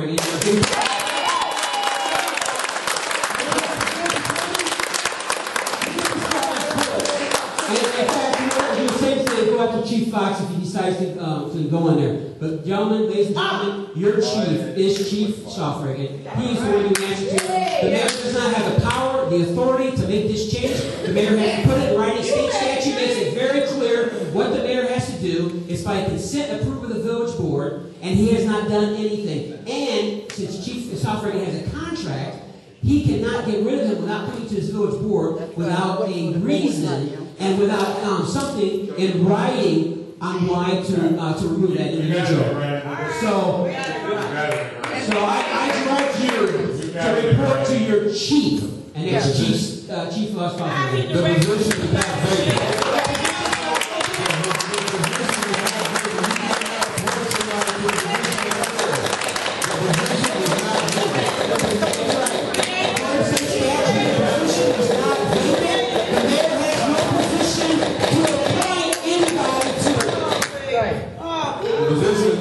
You cannot appoint a person to a position that is not vacant. You guys want to No, it's not.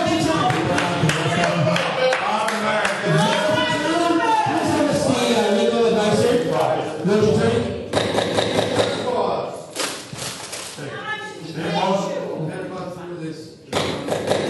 I called the village attorney. How you want to defer to him? And I'm telling you, I can defer to him. I thought you had left. Yeah, I thought you were leaving. Why don't you get out of here? I thought you had left.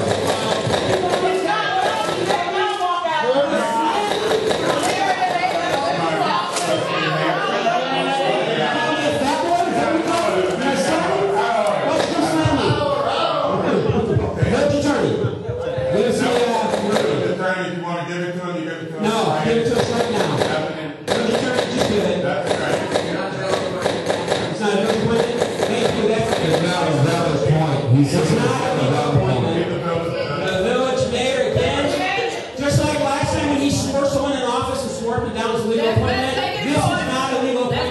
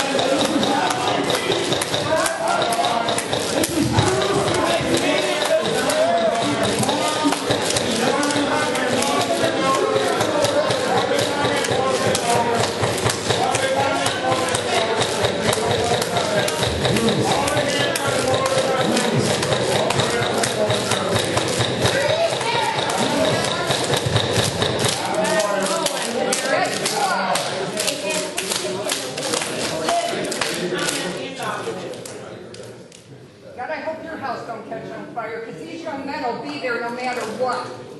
And ladies. And you're not required to? They won't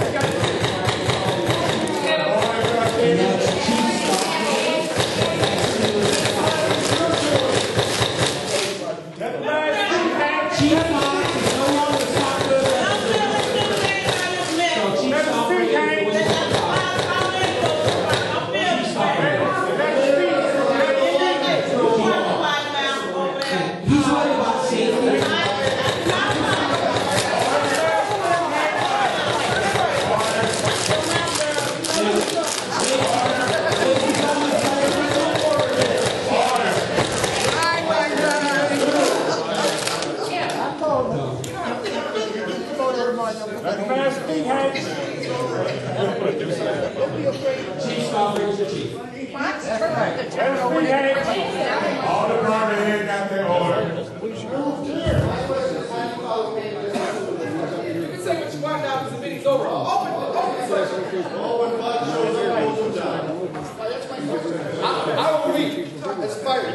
started when I was 15 years old. I'm 48 here, right? You can't do that. How do I teach young guys? I got hurt on the 4th of July. I still haven't taught you all. Yeah, the whole fucking house. It's not a matter of it's a public building, but it's not a building person. So how do I fight that? Not really on time. It's very well me the only guy there.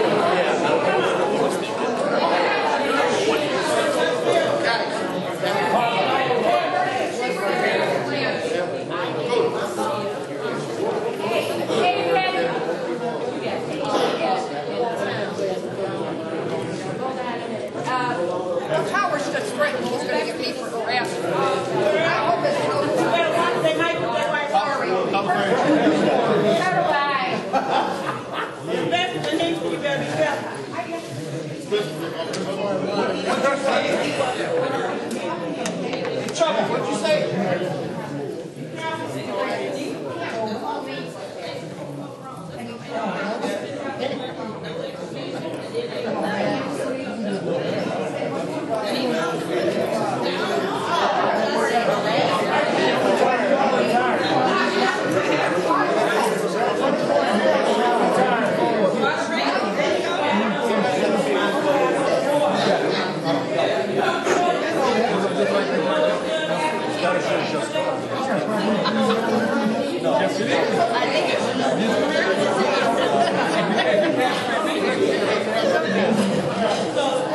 You see that right there? I hope that hell they wake up. I ain't talking about that.